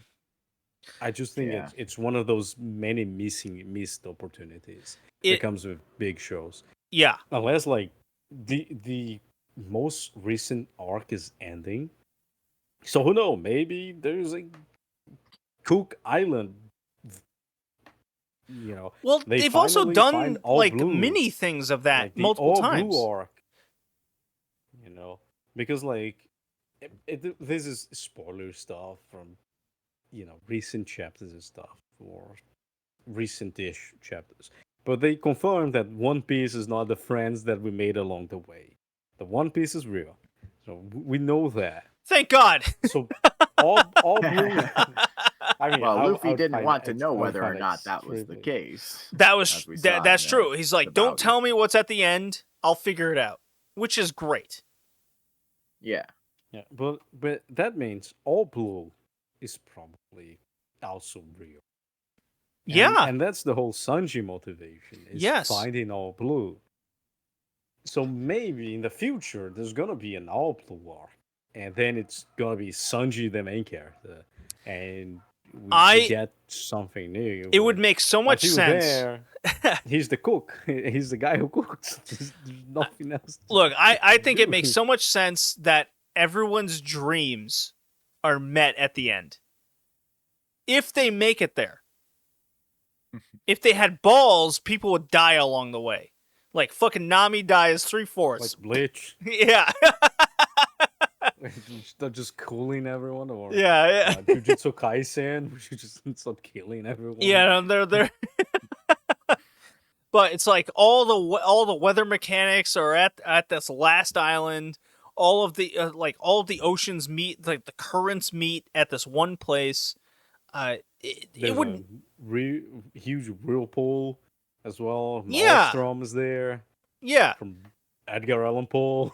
Yeah. Because... it would, with the way they presented the story, even at the beginning, it makes sense. However, if there's obstacles along the way and it doesn't actually exist, I think it would take more balls to actually admit it. Like, let's say since we're talking about Sanji so much in the first arc, because this is where he's like most important, I think, besides where he meets his family, like way later. Like, it seemingly came out of nowhere for me as a fan, but let's say 3/4 of the way, he discovers the All Blue is at this random island. This is just where the currents combine. Does he end his journey? Probably not. Probably not, right? He would probably like grab an eternal pose from there and then continue on with Luffy to see that he gets to his destination, and then after that's all done Yeah. and dusted, he'll just It would remain be at the island. epilogue. Yeah. But that It would be that an or, like the epilogue. I think that would be a great way to slowly end the show. Is all of these characters are meeting their, like, Zoro and Luffy are together to the end. Because Yeah. Zoro's, Yeah. as we've Zoro's, like, discussed being- early on, it's very ambiguous. Be the strongest. Well, the strongest is Luffy, so, but he No, doesn't be the have a strongest. He wants to sword. be the Swordsman. strongest Right. swordsman. But he doesn't have a Swordsman. sword. Swordsman. Yeah. Swordsman. So He just needs to beat as Mihawk, far as that's all. we are right now, is Mihawk. Mihawk is like the strongest. Yeah.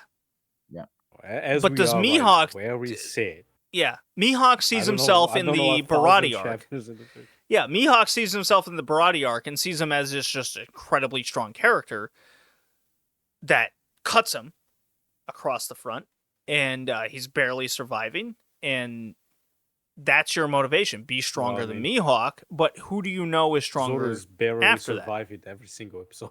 Oh, yeah. No, Zoro at the start, he's on death's door a lot.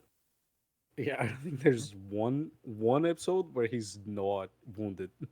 He's always bleeding or something. Yeah, it's pretty rough. Yeah.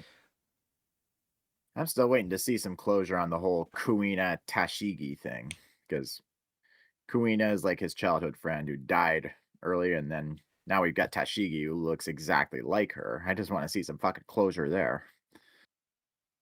Like she doesn't appear anymore. Oh, She's dead? it's No, briefly. she's still brief in like the New World arc or saga. We see her. We just haven't gotten any fucking closure on what her relation is to Kuina, because there has to be a connection. That's just how fucking anime works. Yeah, because they look the same. Yeah. They can't not have a connection. That would just be like a big middle finger to the fans. Well, that just means that Oda has like 30 more years of story Yeah.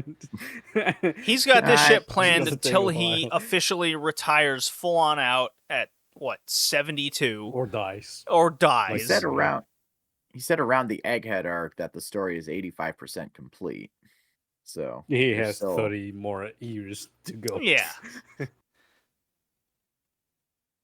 It's a wild anime, it's a wild story. Yeah. But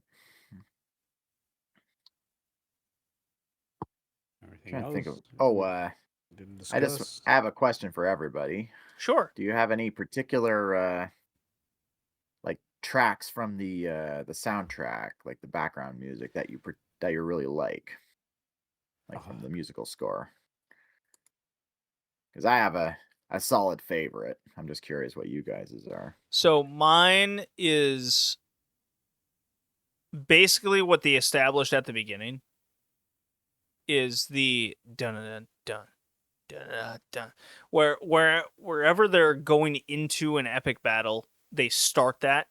They always seem to know the camera shot and the entrance point to when they're starting that. Yeah. Now, how's it gotten OST incredibly while- repetitive? Absolutely. It's ruined that. But that's what it started. Yeah. Mine is most certainly Overtaken. That's the music that plays when Luffy, Usopp, Sanji, and Zoro all walk to Arlong Park after Nami's breakdown. I think that's the same song. Yeah. Probably, yeah. Yeah.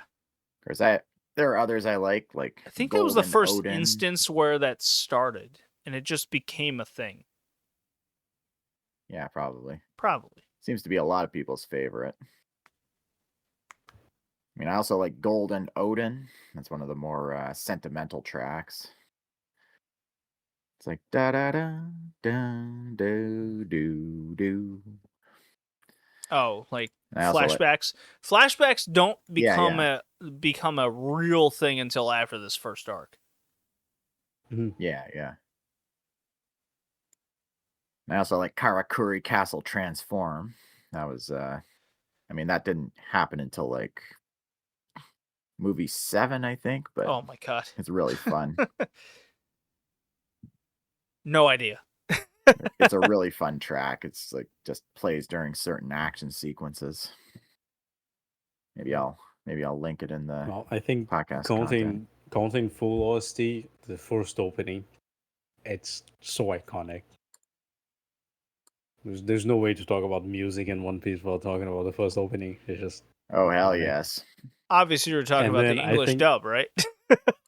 No, the Japanese. And then out of OST, I think my favorite one is called "To the Ocean."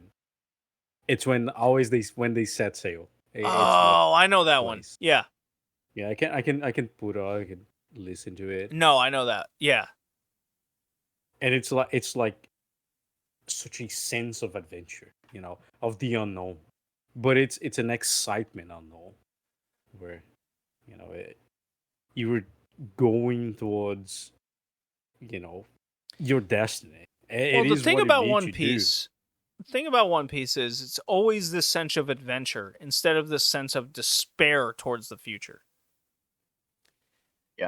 Yeah, that's you're one of the things launching I like yourself about it. towards the unknown because Yeah. you want to, not because you're forced to. When it should be towards the unknown of fucking despair because of what we know they go through. It's wild. Yeah, there's always a sense of optimism.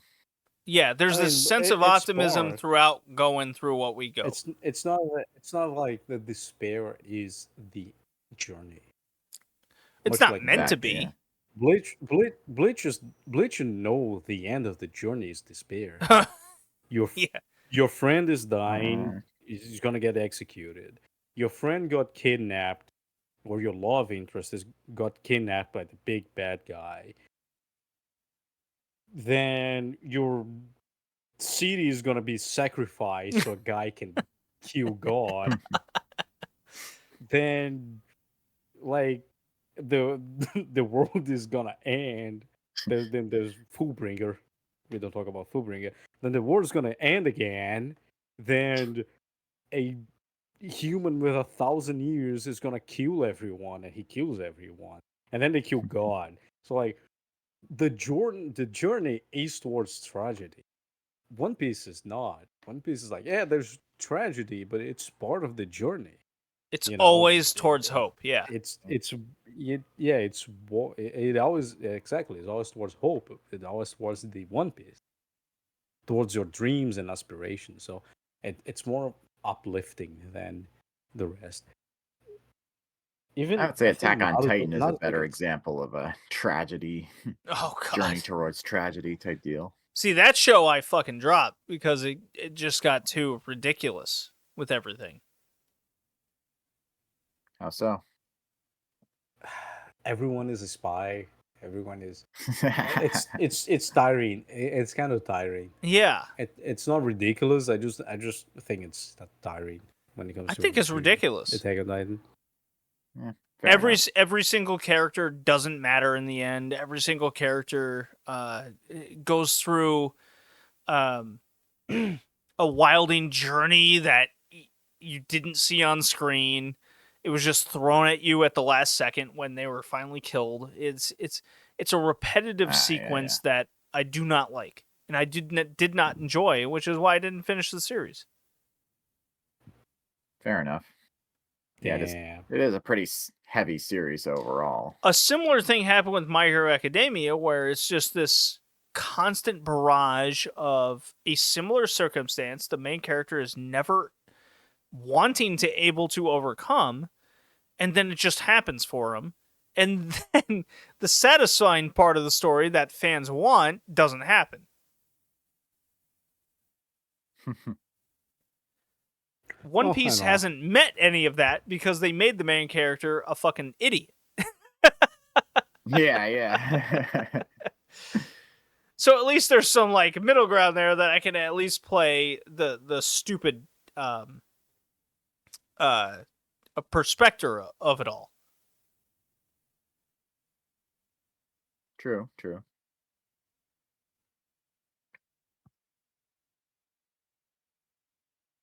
All right, what else we got?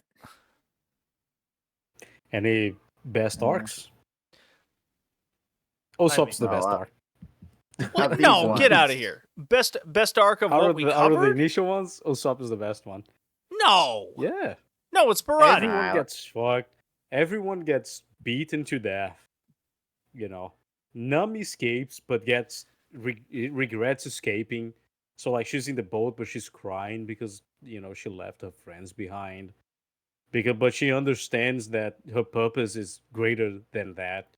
So she's conflicted between her homeland and the friends she did. Usopp gets his redemption, and it's a silent redemption because he tells people don't tell them that I stopped the pirate invasion, let them be. And then you see that the villagers actually like Usopp. It was part of the routine.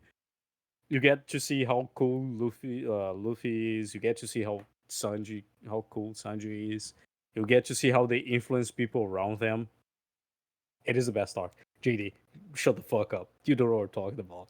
Oh no. Go No, on. It like is the best arc. I prefer Arlong Park over all of them. Arlong Park is the most influential, but Barati arc is the best. I always thought it dragged. Barati arc is what establishes power levels.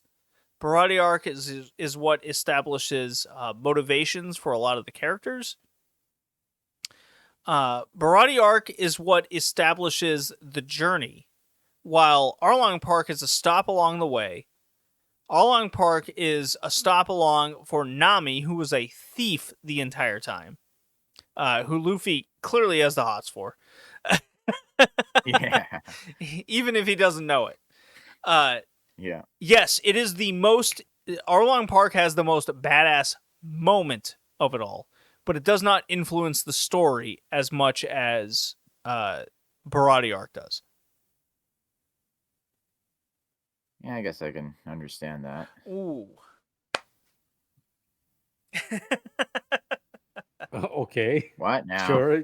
He You can just agrees. not do No argument through. I can agree with what you're saying, but I still like Arlong Park better. I mean, you could like it all you want. I can like agree with Arlong what Park you're more. saying, but fuck you, G. Look, I like Arlong Park more as a story. I like it more. I think Barati arc has more influence to the larger story. Yeah, I just wish it was a little more condensed in certain points, because I just felt like certain moments went on a little too long. I mean, for me personally, at the time of watching it the first time, I had a bit of a hard time getting through it because it was just I was finding it was getting a little too long in parts, just not really advancing that much. But then again, I was a young'un back then. I had more energy to myself, and certain things going at a certain pace felt slower at the time.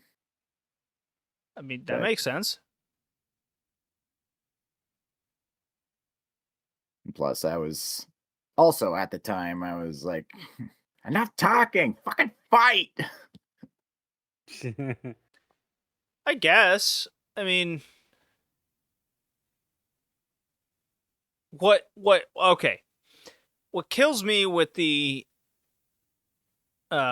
Marine slash Arlong arc is the time when Luffy is like stuck in the concrete or whatever you have when he's underwater Yeah. and he's holding his Yeah. breath for like fucking 20 minutes.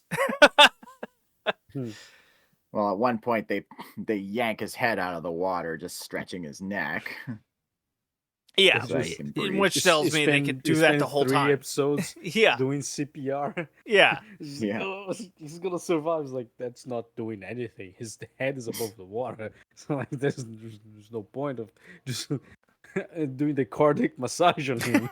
Like he's actually Yeah. dead. Like, what are you guys doing? It's ridiculous. Like that's what of 1,000 episodes, that span that like 4-episode span is the most ridiculous of them all to me, because it's just not believable. It's more ridiculous because you got the enemy just going, oh fuck, he's drowning. They could just go over and punch. They're clearly stronger of the people at the time. Punch the guy, get him off, and Luffy drowns. There's a lot of holes there, but we're not here to like totally talk about plot holes. What throws me off is, besides me taking off my glasses dramatically. Yeah, that's right. No, you got to adjust them like this. No, I don't do that like Kuro. It's I remember like the palm adjusting from. Yeah, the palm adjusting is like, oh fuck, it's so awkward. It's at an angle. I can't do it. It's awkward on my I remember nose. from Hunter x Hunter, I think there's a guy that There's another guy that does that. Yeah. does that. I remember that from Hunter x Hunter, not One Piece. I wonder if it was the actual reference or something. Probably not, just a coincidence. They're coming out probably in the same time as well, I believe. Maybe. Come on, GD. Finish your thoughts so we can be done with. And we could be done anytime. It's fine. I've been drinking a lot. It's been 2 hours of this. Yeah, but I know, but like my beer ended, so I need to go out and buy more beer. When it comes to the moments where they need to adjust their power levels, it's never equivalent is the problem. Especially at the beginning. They get it later on where like Luffy has his power, but he doesn't have it when Yeah. I see. Yes. There's a lot of power bullshit. there's a lot of power bullshit at the beginning. Like, this enemy is super powerful. He's way more powerful than the main character, but the main character wins regardless. Whatever. Yeah. Zoro does a lot of that because he's always hurt. He's always wounded. But he wins. Whatever. It's a lot of whatever. Eventually, and it's when that Barati arc, Alabasta arc happens when Luffy and Zoro specifically, those two characters, because Sanji we've thrown him under the bus enough. We recognize that they have the power. They like almost choose not to do it unless their lives are on the line. And that's what brings down the first arc for me. Is a lot of these things. It's a combination. It's not just what we've talked about the last 5 minutes. It's a lot of what contemplates the show for what we've been discussing.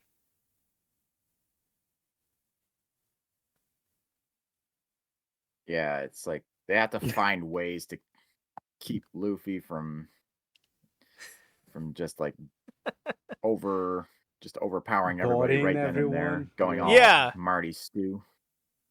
Because And sometimes Luffy's kind sometimes of it's just him just standing there. It's like, yeah, why Luffy's are kind you of just standing there? very powerful to be. He doesn't get hurt. He cannot get shot. He So can he get can't get shot. slashed. He can get shot. He can think get that's something. slashed, but he avoids it. Yeah, he can get slashed, but no one really tries to slash him. Yeah, Except Buggy Arlo. does for a while. Yeah, but I don't believe it And also would be that Kuro. effective. Then he can inflate himself as well. It's true. So like every time he gets thrown, he's like, ah man, that sucks, but it's okay. Yeah. So he's Yeah. he's very powerful to begin with. So yeah, a lot of times it feels like he's training himself because But it's part of his personality. It doesn't look like he feels it's serious, which is also good because when it's serious, you know it's serious because Luffy is serious. Like when they made, you know, uh, Nami cry. It's serious. It's serious stuff, and then he's serious. So, but Luffy is kind of a cartoon character lost in an anime format because he's literally a Looney Tunes character. He Yeah, can just I agree get with that. thrown around, and he does get, he does get any kind of injury or anything. But when he's serious, you know it's serious because he's serious. Yeah. I wish the villains would adapt more to him, and then we would see more of him fighting a smart fight. But again, most of the time it's just him getting shot, doesn't do anything. Him getting thrown doesn't do anything. Him getting beat up doesn't do anything. You get him getting slashed, but no one really tries it. Not even Clown Man tries it. He tries to shoot him with a cannonball like 3 times. It's like, man, you failed the cannonball twice. You're not gonna do that again. He does it again. It's like, okay. Then it's a little bit on the villains to be way too dumb to understand and adapt to Luffy as well. But most of the time, yeah, you get a lot of bar of bullshit with Sanji and Zoro, especially Zoro. Zoro is dying. He's literally dead, but he wins. Why? Well, because when he's almost dead, he means he's the most powerful man alive. That's not how it works, but sure, let's go with that. It's when he has an epiphany about how to do certain things, like how to Yeah, cut steel. he remembers his childhood friend. Yeah. That's enough for the man.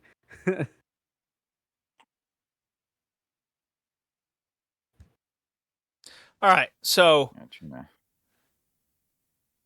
I think we talked about the East Blue a lot. Plus more. Yeah. Because we never talked about Logetown. Or Rogue Town. Yeah. I would imagine it's supposed to be Rogue Town, but Oda's limited understanding of English led to it. Is there anything to talk Logetown. about except the Marines, the actual good Marine? Because we see the corrupt Marines. Well, Before. there's Smoker and Tashigi. Because but you get the Sword of Damocles. It's like, well, or the Deus Ex Machina. Yeah, Luffy's gonna lose the fight at the end there, but he's get saved by this character. It's so powerful and lets them go into the adventure. I don't like those kind of. But here's the thing: elements. you can introduce a tough character in Logetown, with Tashigi for Zoro and Smoker for Luffy, and saying they escaped them, which they tried to do. That was the objective. Yeah, my biggest problem is not with that, is with the cult guy. I think that's my problem with that. Because it's a Deus Ex Machina. The story would end because Smokey is way more powerful than Luffy. And the story would end. But suddenly, you have this character that allows them to go on a journey because he's all powerful, he just solves the problem. I don't like that. Not in the capability that we see that, but again, that's like 50 episodes in. There's definitely a better explanation in the future that's come up. As of right now, as of what we watched, I don't like that solution to the story. I think Luffy coming up with a dumb idea that worked with defeating Ask Smokey would work better than, oh yeah, this dude manipulates the wind and he does that kind of thing. They go. It's kind of like unresolved things, right? I don't enjoy unresolved things in stories. So it kind of like lets it unresolved. It's like we resolved the situation we're in, and then we have a sense of revenge or a sense of continuation from smoking with the good Marines. I don't know. I kind of don't enjoy it personally. But Collins had something Well, to explain to me. yeah, I was gonna say, Luffy getting out purely by luck is kind of a running thing in One Piece. Like he's got some of the Yeah, toughest kind plot of, armor but in all of anime. But here, kind of, but although not really. It's like his luck is kind of fabricated. It's his companions and allies at a time that allow him to be lucky. You can say that for the arc because the cult guy is kind of his ally, but that one is forcing a little bit for me, right? It's like, oh yeah, yeah, let me just do do my magic, and suddenly they can all escape. It's like, eh, okay, in 3 minutes, but 3 minutes running time. It's not like, oh yeah, there was a build up to that. No, the guy just shows up and do the win thing, and you're done with it. I think it's a solution. I think it's not the solution I like, but you have more important thing that we should be focused on that, which is the Grand Line. Finally getting to the Grand Line, and so like wasting time thinking of a better solution to Long Island, I don't think it's worth it as well. So it's one of the things where like, yeah, it happened. I'm okay. Next to the next arc, which is the actual Grand Line, which I'm interested at. That's the whole point of the introduction, is to get to the actual story.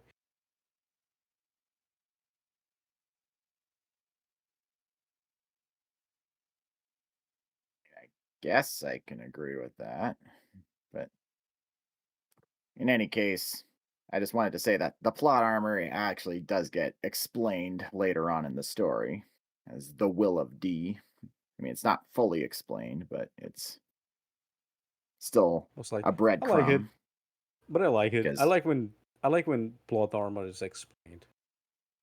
yeah. Because it's easy. I like it's not complicated, but I think I like when the author goes out of his way to be like, okay, like look, this is not a coincidence. You know.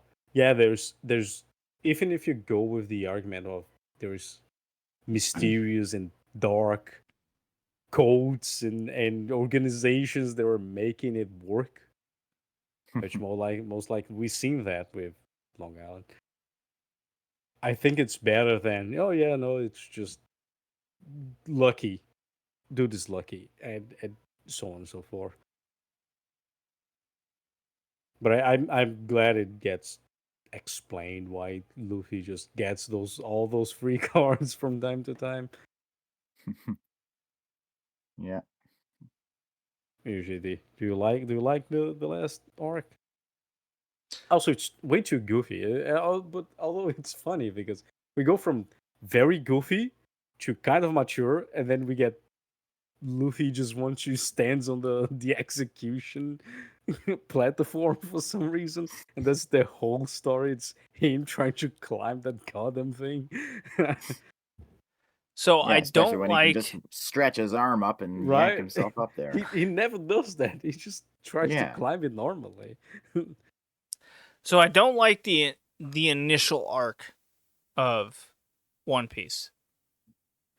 The second arc where it begins of Logtown Post, yes.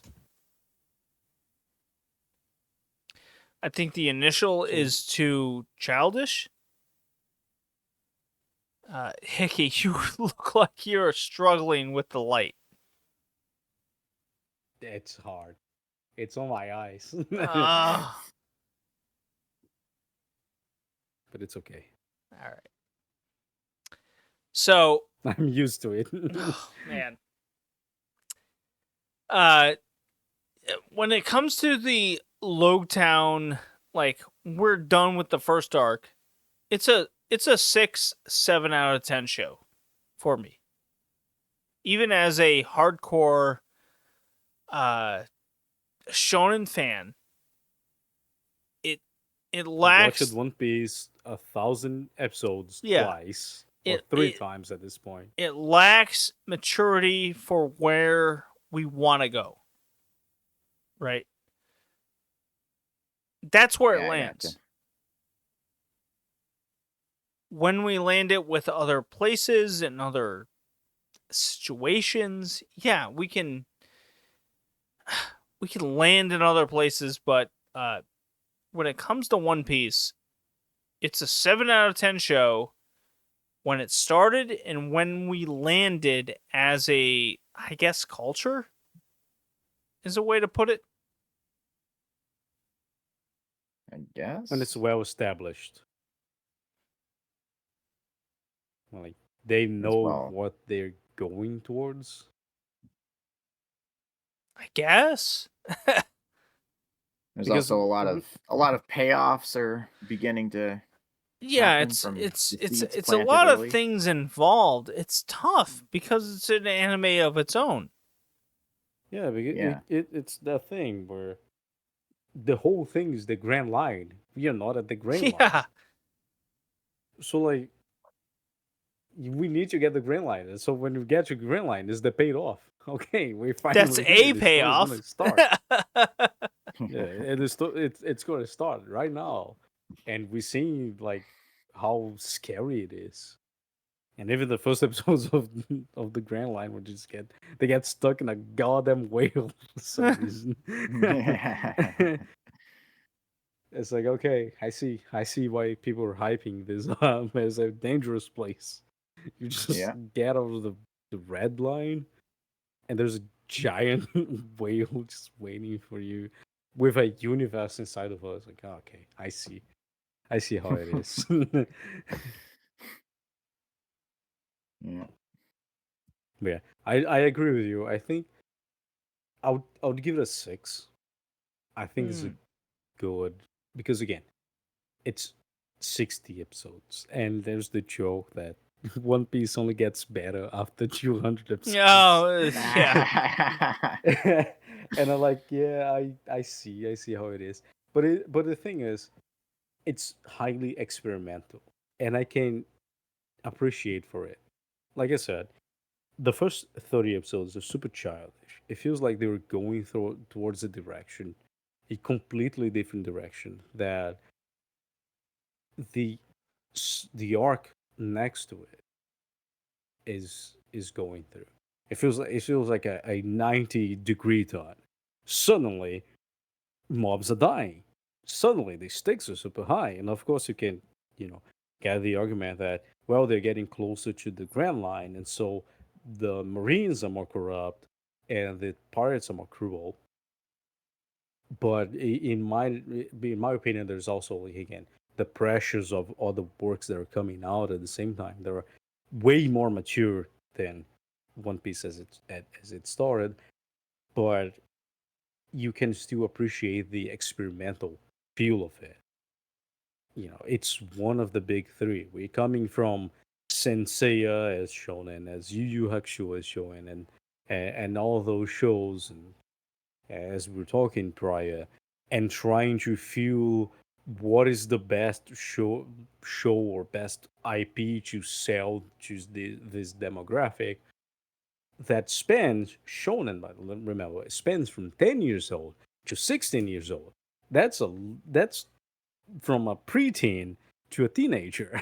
you know, Someone who is 10 years old doesn't have the same opinions and the same tastes as a 16-year-old. But you're trying to sell the show to everyone in that category. It's very different from selling a show from someone who is 20 to a 26. It's kind of the same thing. Or, after you're 20, it's kind of the same. It blends the same thing. But in that turn,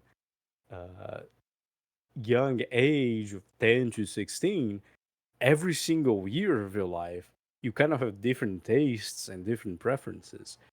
And so the beginning of One Piece is kind of like this experiment of how do we want to do it? Where do we want to go with this IP, and remembering again how we talked about the technology advancing, the IP advancing, the knowledge of selling shows and selling this property changing, and how do we want to do it, and finding someone who is willing to understanding these changes of property culture, accepting it and adapting to it, which is Oda, all props to him.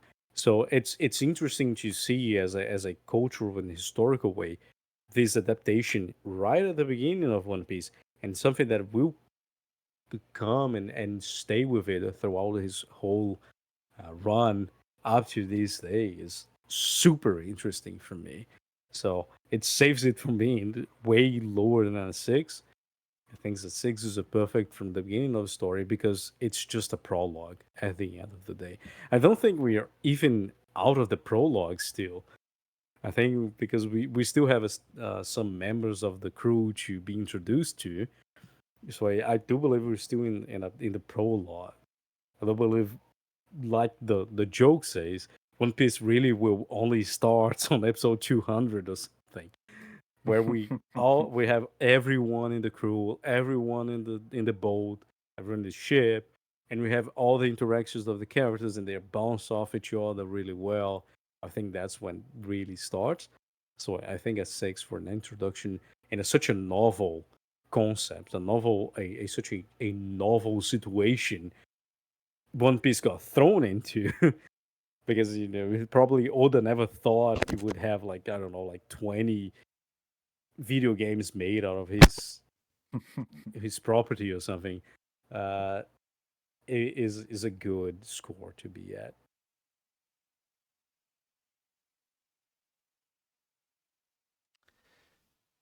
I'm fighting I with can see that. my own microphone at this point with what we're doing, but yeah, absolutely. Hey, Colin, what is your score for the beginning of One Piece? I'd say everything besides Arlong Park would get like a 6 out of 10 from me. Maybe a 5 if I'm not feeling generous. But I mean, Arlong Park itself gets like at least an 8 out of 10, so it averages out to a 7. Arlong As for the goes series 8 overall, out of 10 I'm- for me. if I'm gonna grade the series overall so far, I'm giving it a 9 out of 10 for sure. Oh, Okay. So I mean, it's far, okay. my Everything. second favorite anime of all time. First being Gurren Lagann, hmm. which we covered a couple of casts ago to the audience. Gurren Lagann must be really good because it's been gone for like 20 years and One Piece is still going and cannot catch up.